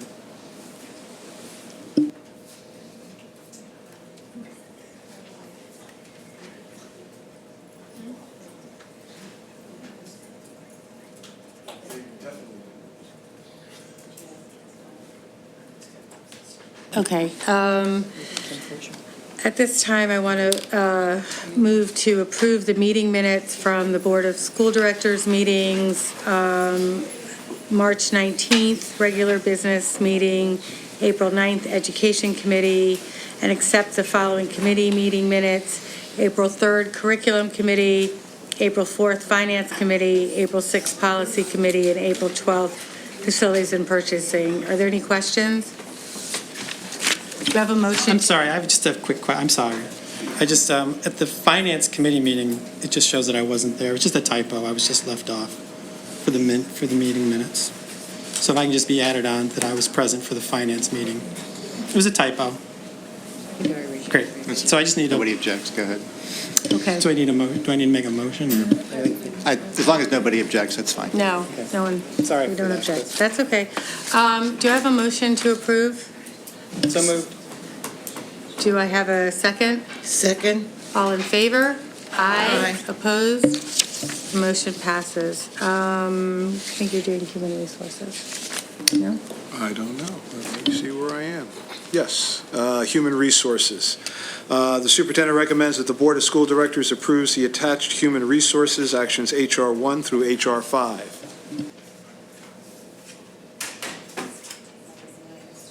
Are there any questions? Do I have a motion to approve? So moved. Do I have a second? Second. All in favor? Aye. Opposed? The motion passes.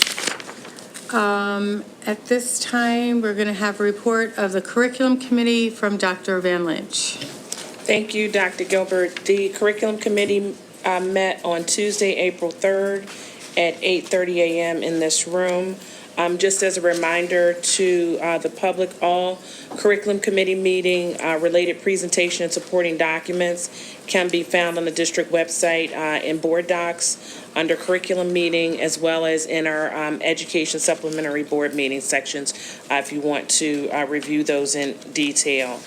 We had a presentation from Ms. Kimberly Frazier on the district's progress on gathering data for the PDE comprehensive plan.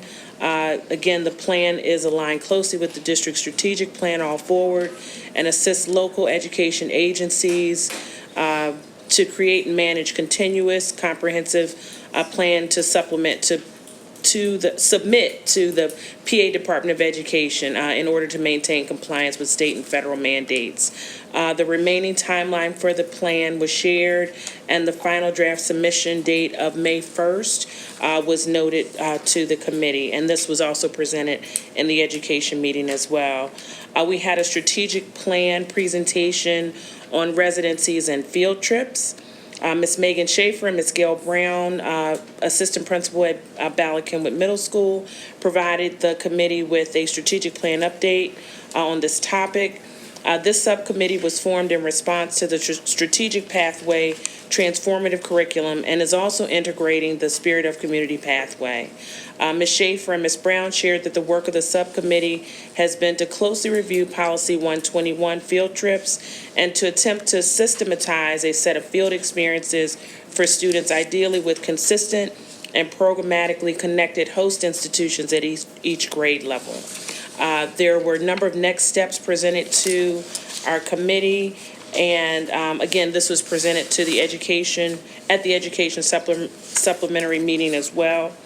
This summer, the team plans to make formal recommendations regarding the identified guaranteed experiences and also articulate a process for review and approval of auxiliary experiences, taking into account factors such as curricular appropriateness, student need, rational justification, and financial feasibility.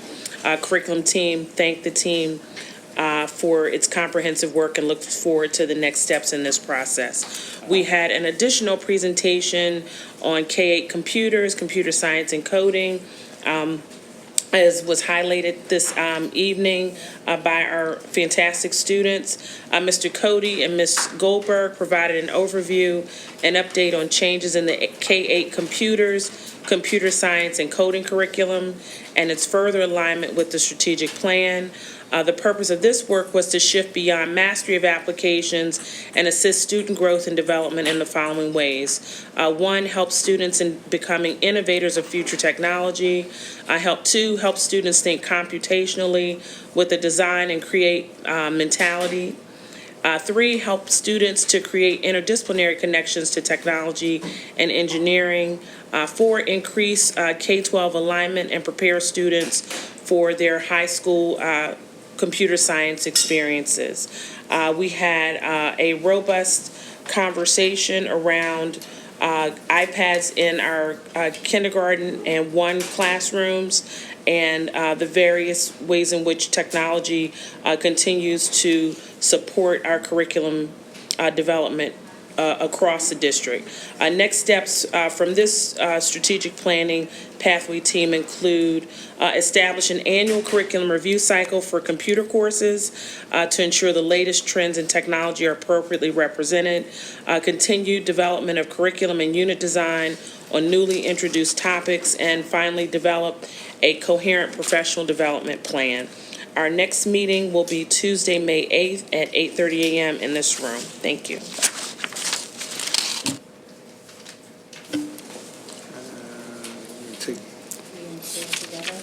Right, I'll take items B and C in one motion.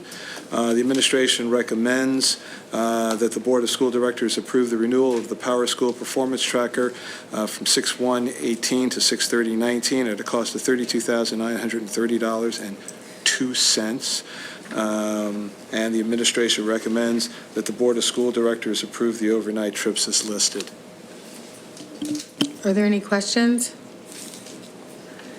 Do I have a motion to approve? So moved. Do I have a second? Second. Thank you. All in favor? Aye. Opposed? The motion passes.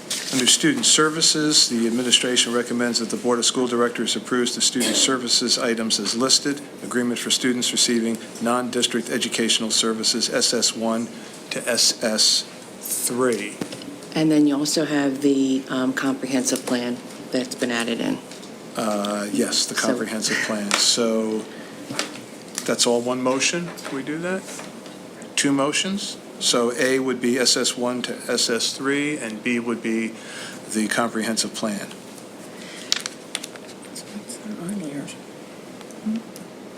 Is that fine? Do you have to read it out? Okay. All right, are there any questions? Do you have a motion to approve? So moved. Do I have a second? Second. All in favor? Aye. Opposed? The motion passes. We will now have the finance. I thought we did it together. Are you okay with that? Sorry, yes. Okay, all right, that's okay. We will now have the Finance Committee report from Ms. Di Bonaventura. Thank you. The Finance Committee met on Wednesday, April 4th at 8:30 a.m. in this room. The meeting was videotaped and it can be found on the website. So if you want to go through the slides with the commentary, you can do that through the website. Before I give my quick notes, I just wanted to address two questions that came up in the public comment.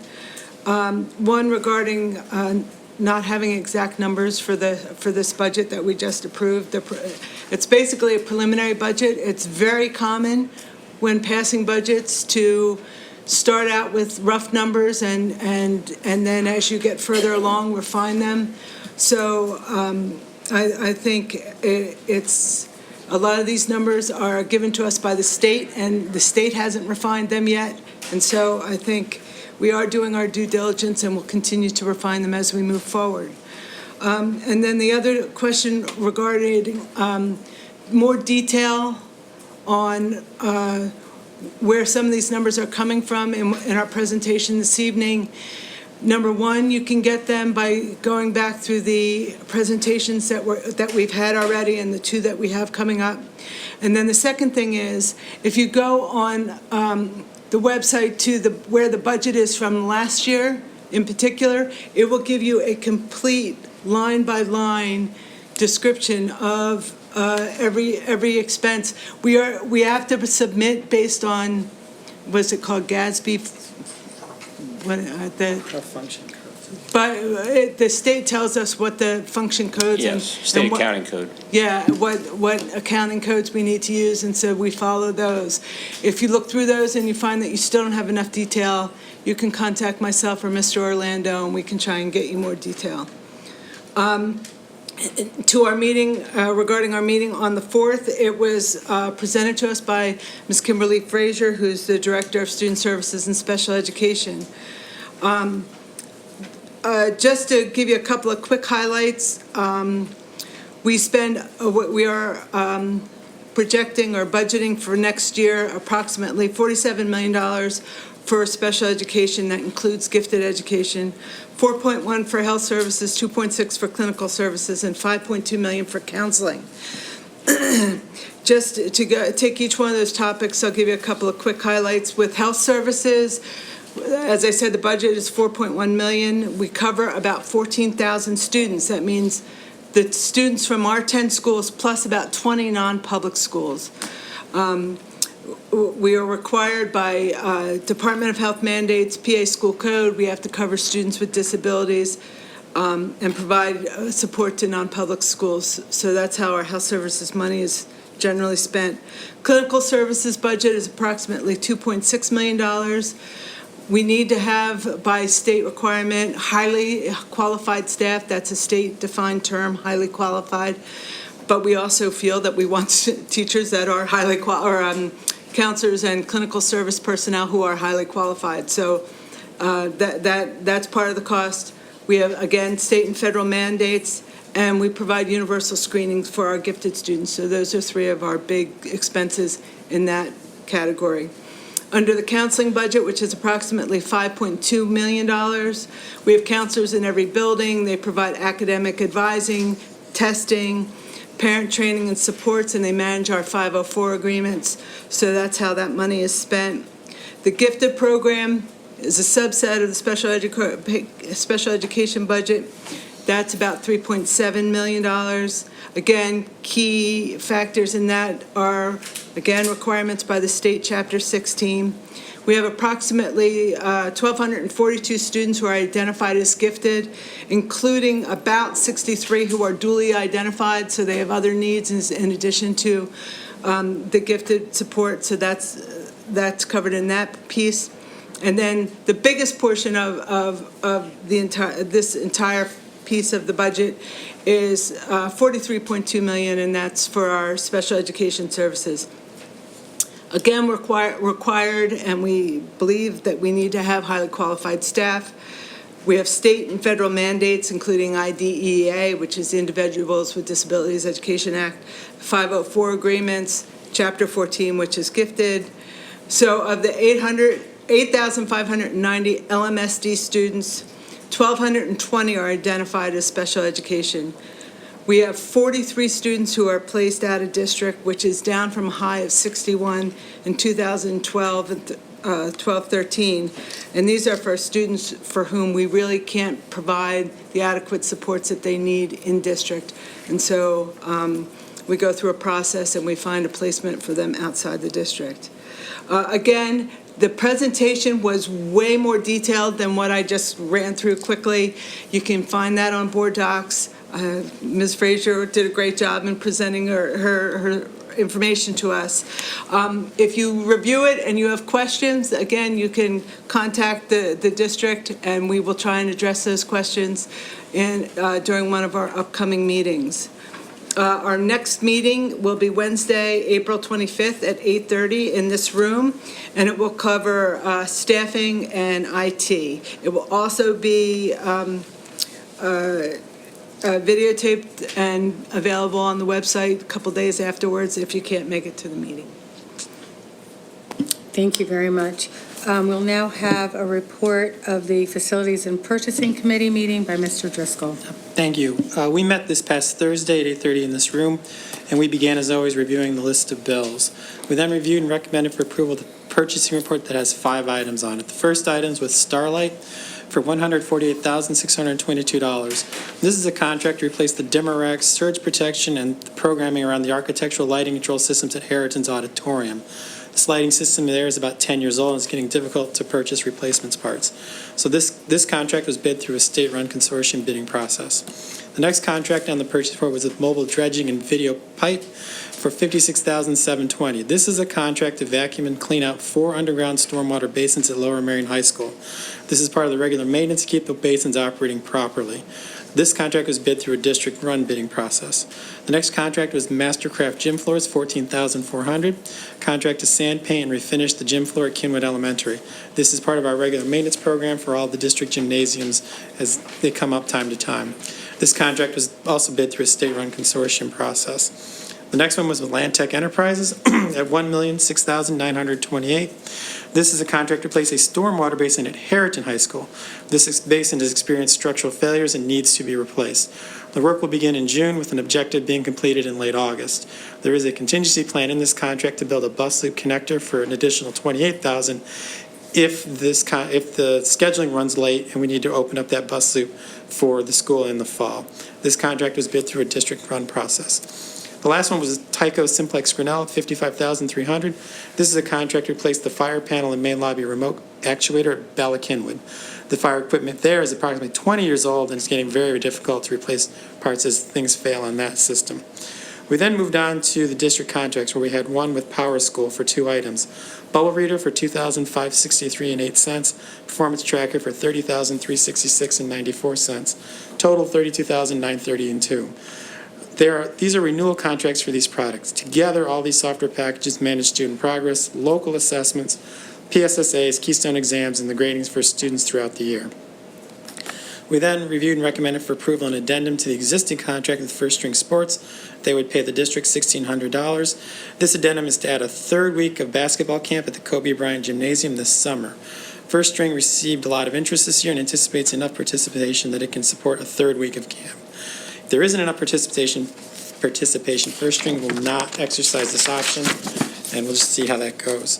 Our last contract was with Presidio Network Solutions for $148,069.38. This is a contract that adds switches at Lower Marion High School, Harriton High School, and the DAO.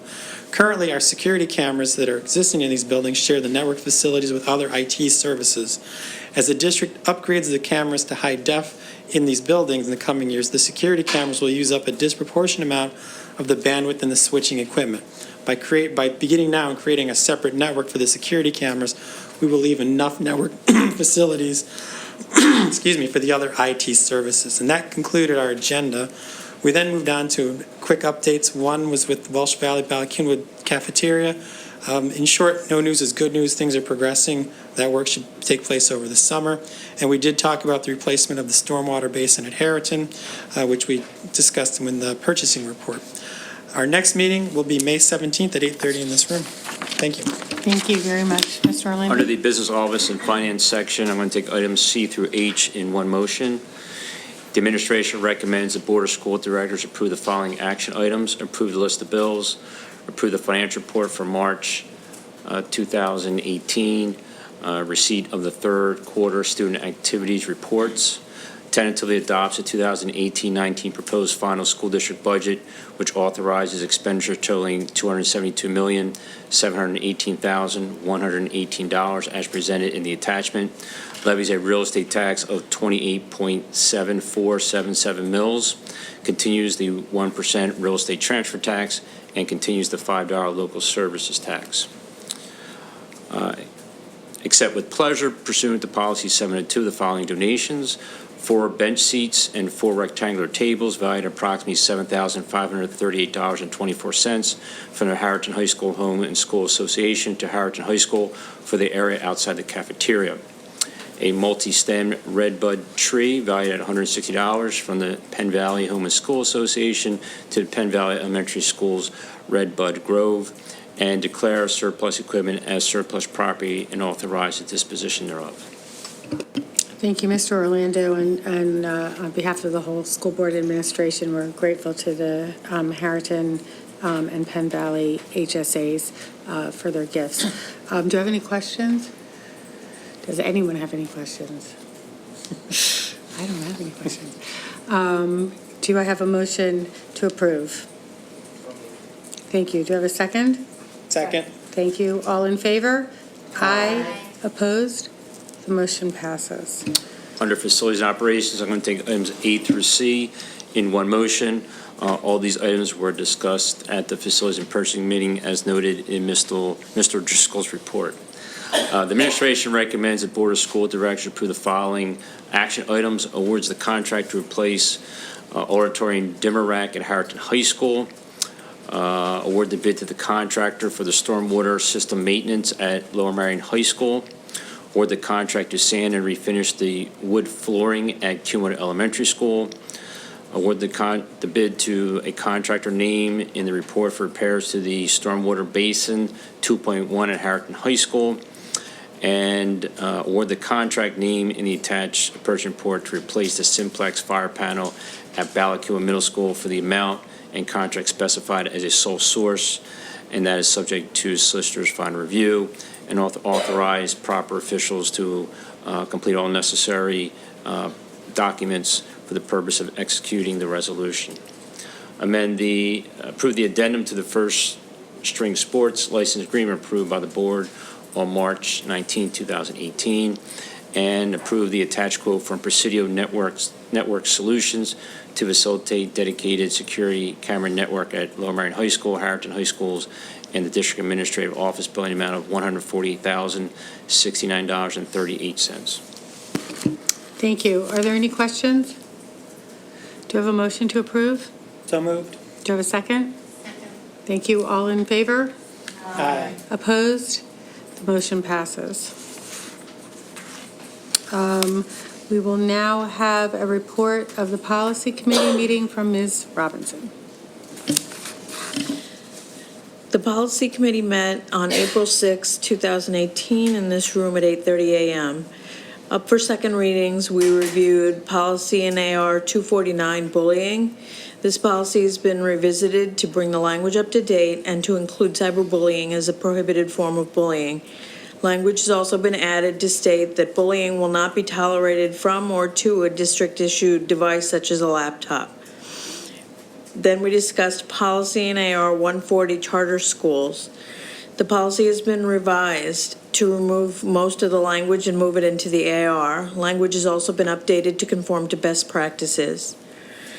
For a first reading, we read through, actually, one of these is not up for a first reading this month.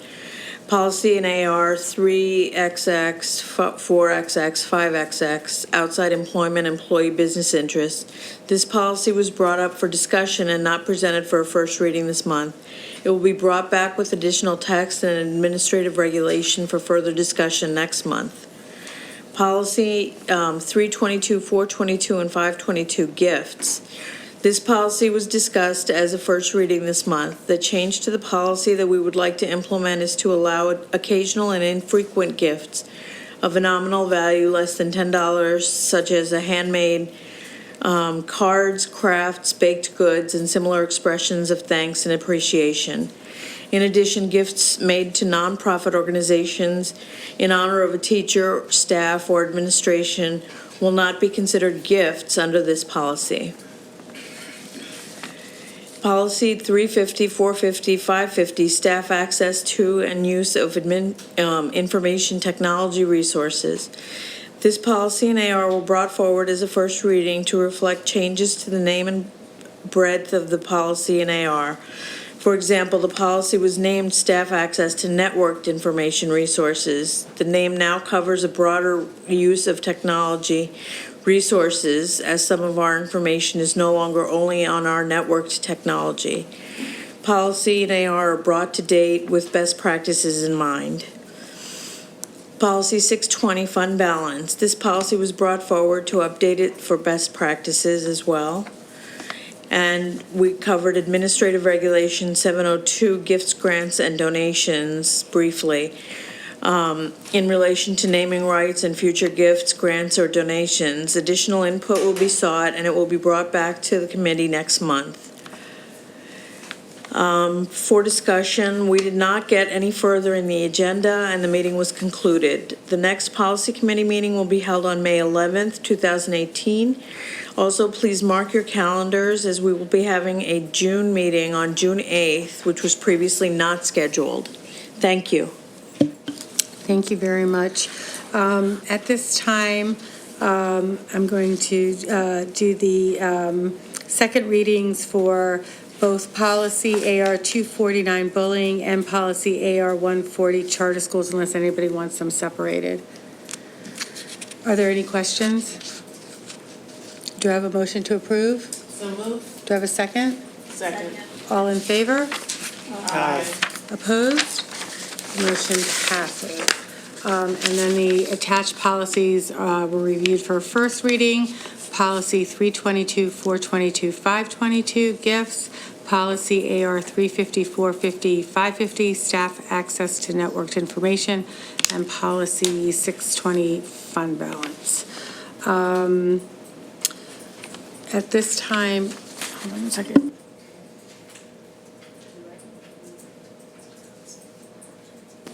At this time, the administration recommends the Board of School Directors approve the attached revised 2018-19 school year calendar. Are there any questions? Do I have a motion to approve? So moved. Do I have a second? Second. Thank you. All in favor? Aye. Opposed? The motion passes. And then the administration recommends the Board of School Directors approve the attached 2019-2020 school year calendar. Are there any questions? So, in looking at this, it doesn't look like we really made any changes, and it's that that particular year is the way the days of the week that the holidays fall probably made it particularly difficult to move anything around. But a suggestion I might have, maybe we wait until March 31st to announce when the promotion ceremonies are.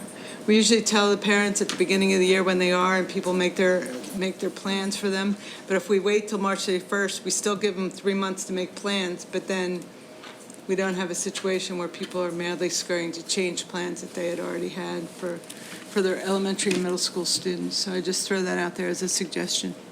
So what we did do was we included Act 80 days, correct? So it's actually a pretty decent change. So what we did was we included the Act 80 days up front. They won't be Act 80 days if we don't need them for snow days, correct?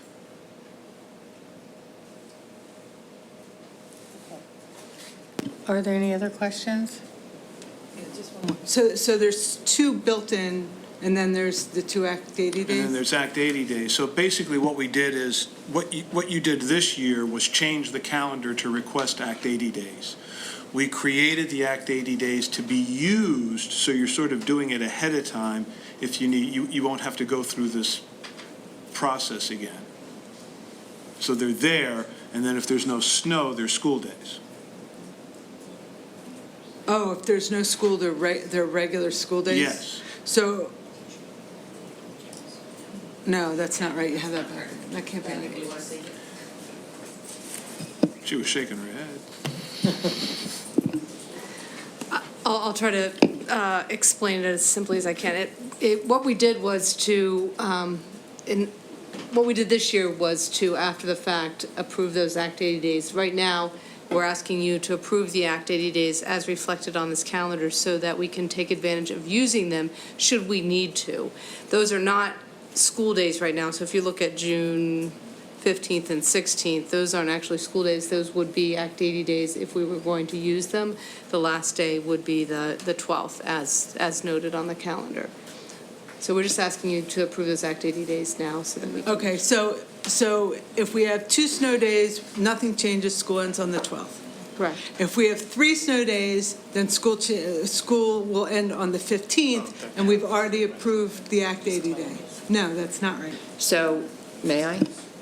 So we would take the 15th and 16th as Act 80 days, and then the students wouldn't be required to be there those days like we're doing this year. So your school year would still end on the 12th, and we would be still meeting the state requirements because we would have enough hours. I just have one question then. Is the red, where we're talking about the makeup dates being 6/15, 16, 17, 18, 2020, if makeup days exceed end of school year dates, spring break will utilize, that would seem to me to be no longer operative language. If in fact we're doing the Act 80 days, that would never come into fruition. In other words, that seems to be internally inconsistent.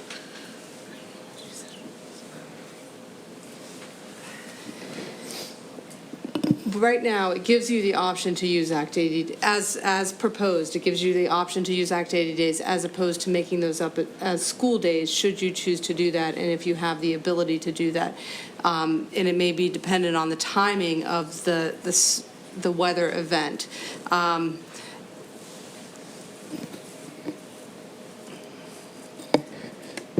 As I'm looking at it right now, what we would intend to do, I believe, as we have done every year, would be to use the days of the week of June 15th as student makeup days, as indicated in the red.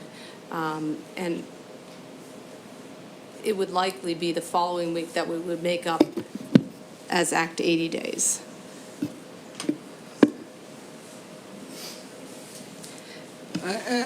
This is still confusing. So as of right now, the last day of school is the 12th, and the teachers come 15, 16, 17, and 18? Okay, so if there was a really bad winter and we had to go as long as this, what we're basically stating here is we would try to do the makeup days at the end of the school year, First, we were going to obviously try for the Act 80 days, and hopefully that would cover the amount of days we were out. Does that mean the kids are going to school or the kids aren't going to school? In the beginning, if we only had, like you say, like a couple days to make up, at that point, no, the school would still. Two is two, forget two. You know, We're talking the school about. year would still end on the 12th is what we're trying to do. If we had a really bad winter, and it could have even be just storms where we had power outages or just the crazy things that we have had happen here, then we're going to continue on the week of the 15th and try not to go after the spring break unless absolutely positively necessary. And we still at this point could never guarantee. 17th and 18th. Yes. Act 80 days. If necessary. If necessary. If necessary. If necessary, those would be Act 80 days. It wouldn't impact the students. And then that being said, if we had a really, I mean, like, you know, where we would have to at some point, you know, adjust the calendar because we have to make them have the amount of space. I mean, basically, you're still at the same point where people should be making their summer plans with the worst-case scenario in mind, and then they don't have to worry about having to change their summer plans if, in fact, we have really bad storms. So the message that should go out to families is use the worst-case scenario if you're concerned about your kids missing the last few days of school. Or promotion ceremonies or whatever it is. I mean, you know, we haven't yet figured out how to control the weather. Sorry. With that, I'm going to, I know, I told you not to. Do I have a motion to approve? So moved. Thank you. Do I have a second? Second. All in favor? Aye. Opposed? Abstain? The motion passes. I think we have a calendar. At this time, I'm going to open it up for public audience recognition, public participation on any item, whether it's agenda or non-agenda. Can everybody who would like to speak please sign in, and then I'll close the list.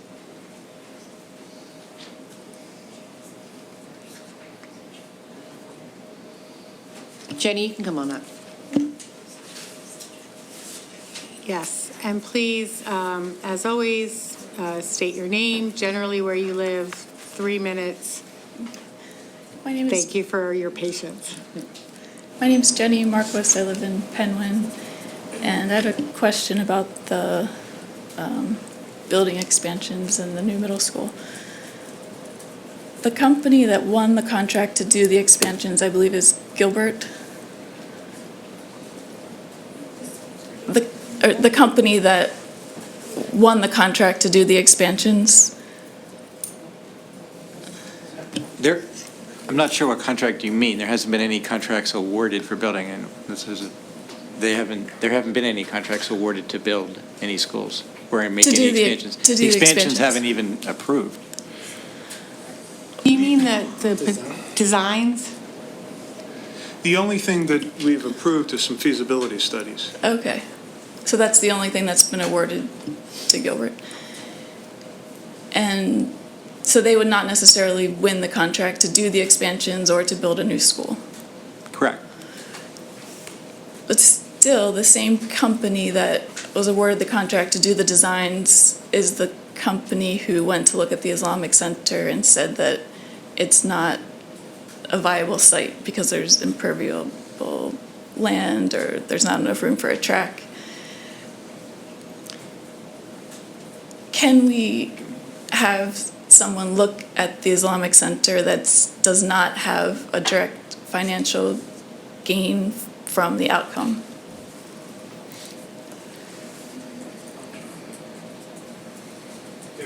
That's it.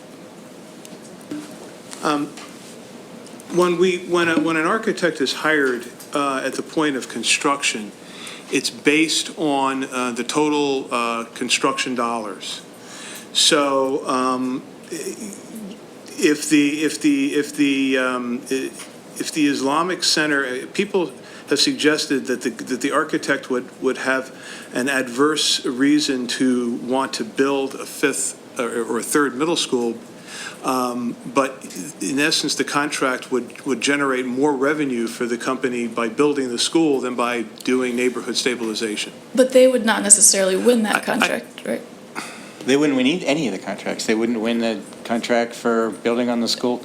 Right. They have there's no more correlation between their doing the feasibility study and getting the contracts for the building onto the schools than there is for their getting the contract to do construction for new building, whichever site it is. Right, but if the school board... There's no more or, at the extent that you're implying there's a conflict, there's no more or less conflict. In fact, there's more of a conflict with respect to the new buildings because it is a larger amount of money. Right, but if the school board goes ahead with building a new school, they would no longer have that. They would no longer be getting the money for doing the design for the expansion. They already did the design. I think it would be more productive to have a conversation, the rest of the conversation, because I just think you need more explanation of the process. And the other thing is that they're not the only professionals who have been at the various sites either. So I don't know if you want to. Yeah, I really don't want to have a back and forth like this. The architect has civil engineers, we have landscape architects, we have a series of, and the construction manager who all investigate the sites. But if you have further questions, then we can talk to you after the meeting. So is there anyone else who's signed up? I'm sure there is. Hi. Noah Salmonson, Narberth. I'm going to ask, because I'm never going to let it go, about where we are with sleep and moving back school start times, because I haven't heard anything in a couple months, so I want to know whether or not there have been any updates. I don't know about anyone else as a student, but I want to sleep in, so... You're really begging for me to say that you should be at home sleeping right now, Noah. Sorry. I'd probably be doing homework anyway, so... Yeah. Yeah, I just want to know if there have been any updates with the sleep studies and what the plan is moving forward. We don't have any formal updates. No, we do have a committee that's working and taking input on a regular basis.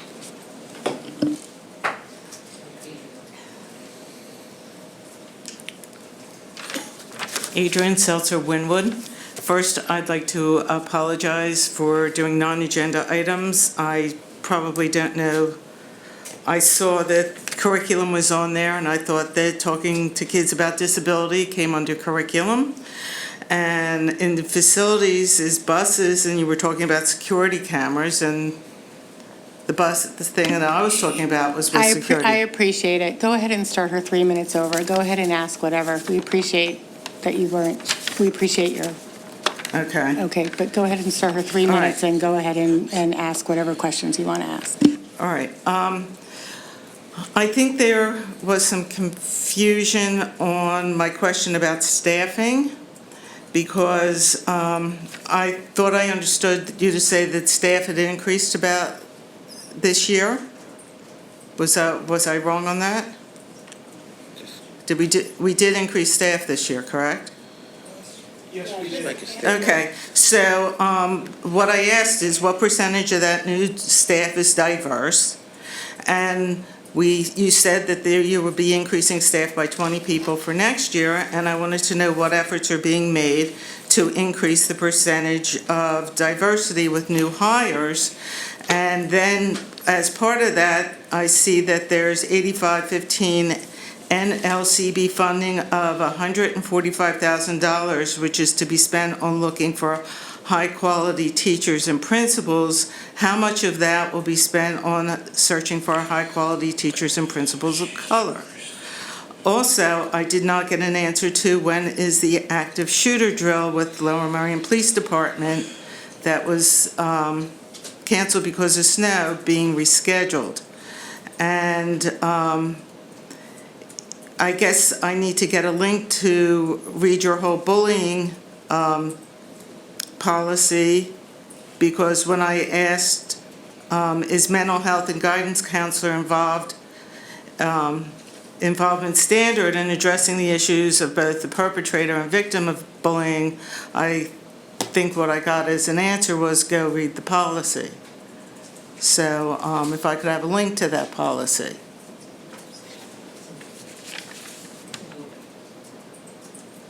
All right, yeah. All right. So if I could have an answer to those questions, I'd appreciate it. I don't have a list of the staff that we hired in front of me, so I can't tell you what the diversity of the staff was. I can tell you that the administration participates in a number of diversity recruitment fairs, as well as our own efforts to recruit throughout the area, and we do that on a regular basis. And we will make every effort, as we always do, to have a diverse staff going forward. And that includes what we do in terms of high caliber administrators. In terms of the active shooter drills, I do not believe that they have been rescheduled as yet. I don't think so. Have they been? That's correct. Yeah, okay, so they have not been. Okay, is there anyone else?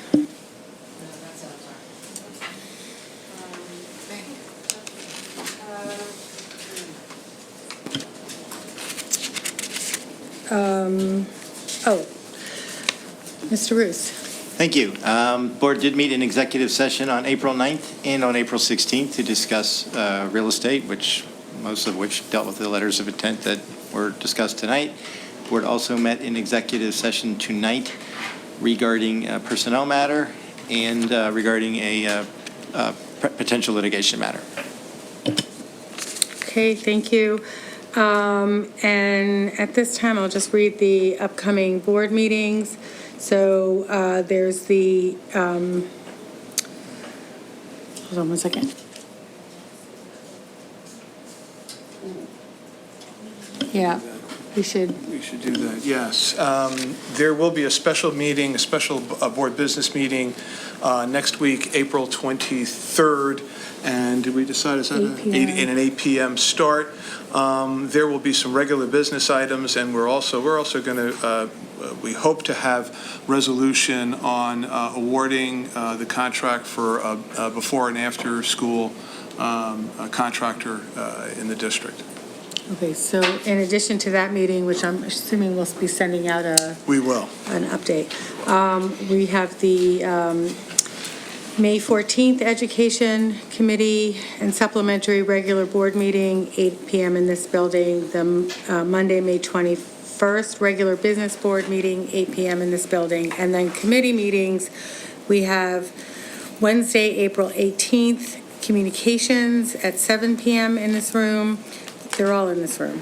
Thursday, April 25th, Finance Committee, Staffing and IT Budget Review at 8:30 a.m. Thursday, April 25th, Legislative Committee at 7 p.m. May 8th, Tuesday, May 8th, Curriculum Committee at 8:30 a.m. Friday, May 11th, Policy Committee at 8:30 a.m. Thursday, May 17th, Facilities and Purchasing Committee at 8:30 a.m. Wednesday, May 23rd, Communications Committee at 8:30 a.m. And with that, we are adjourned. So everyone have a good evening.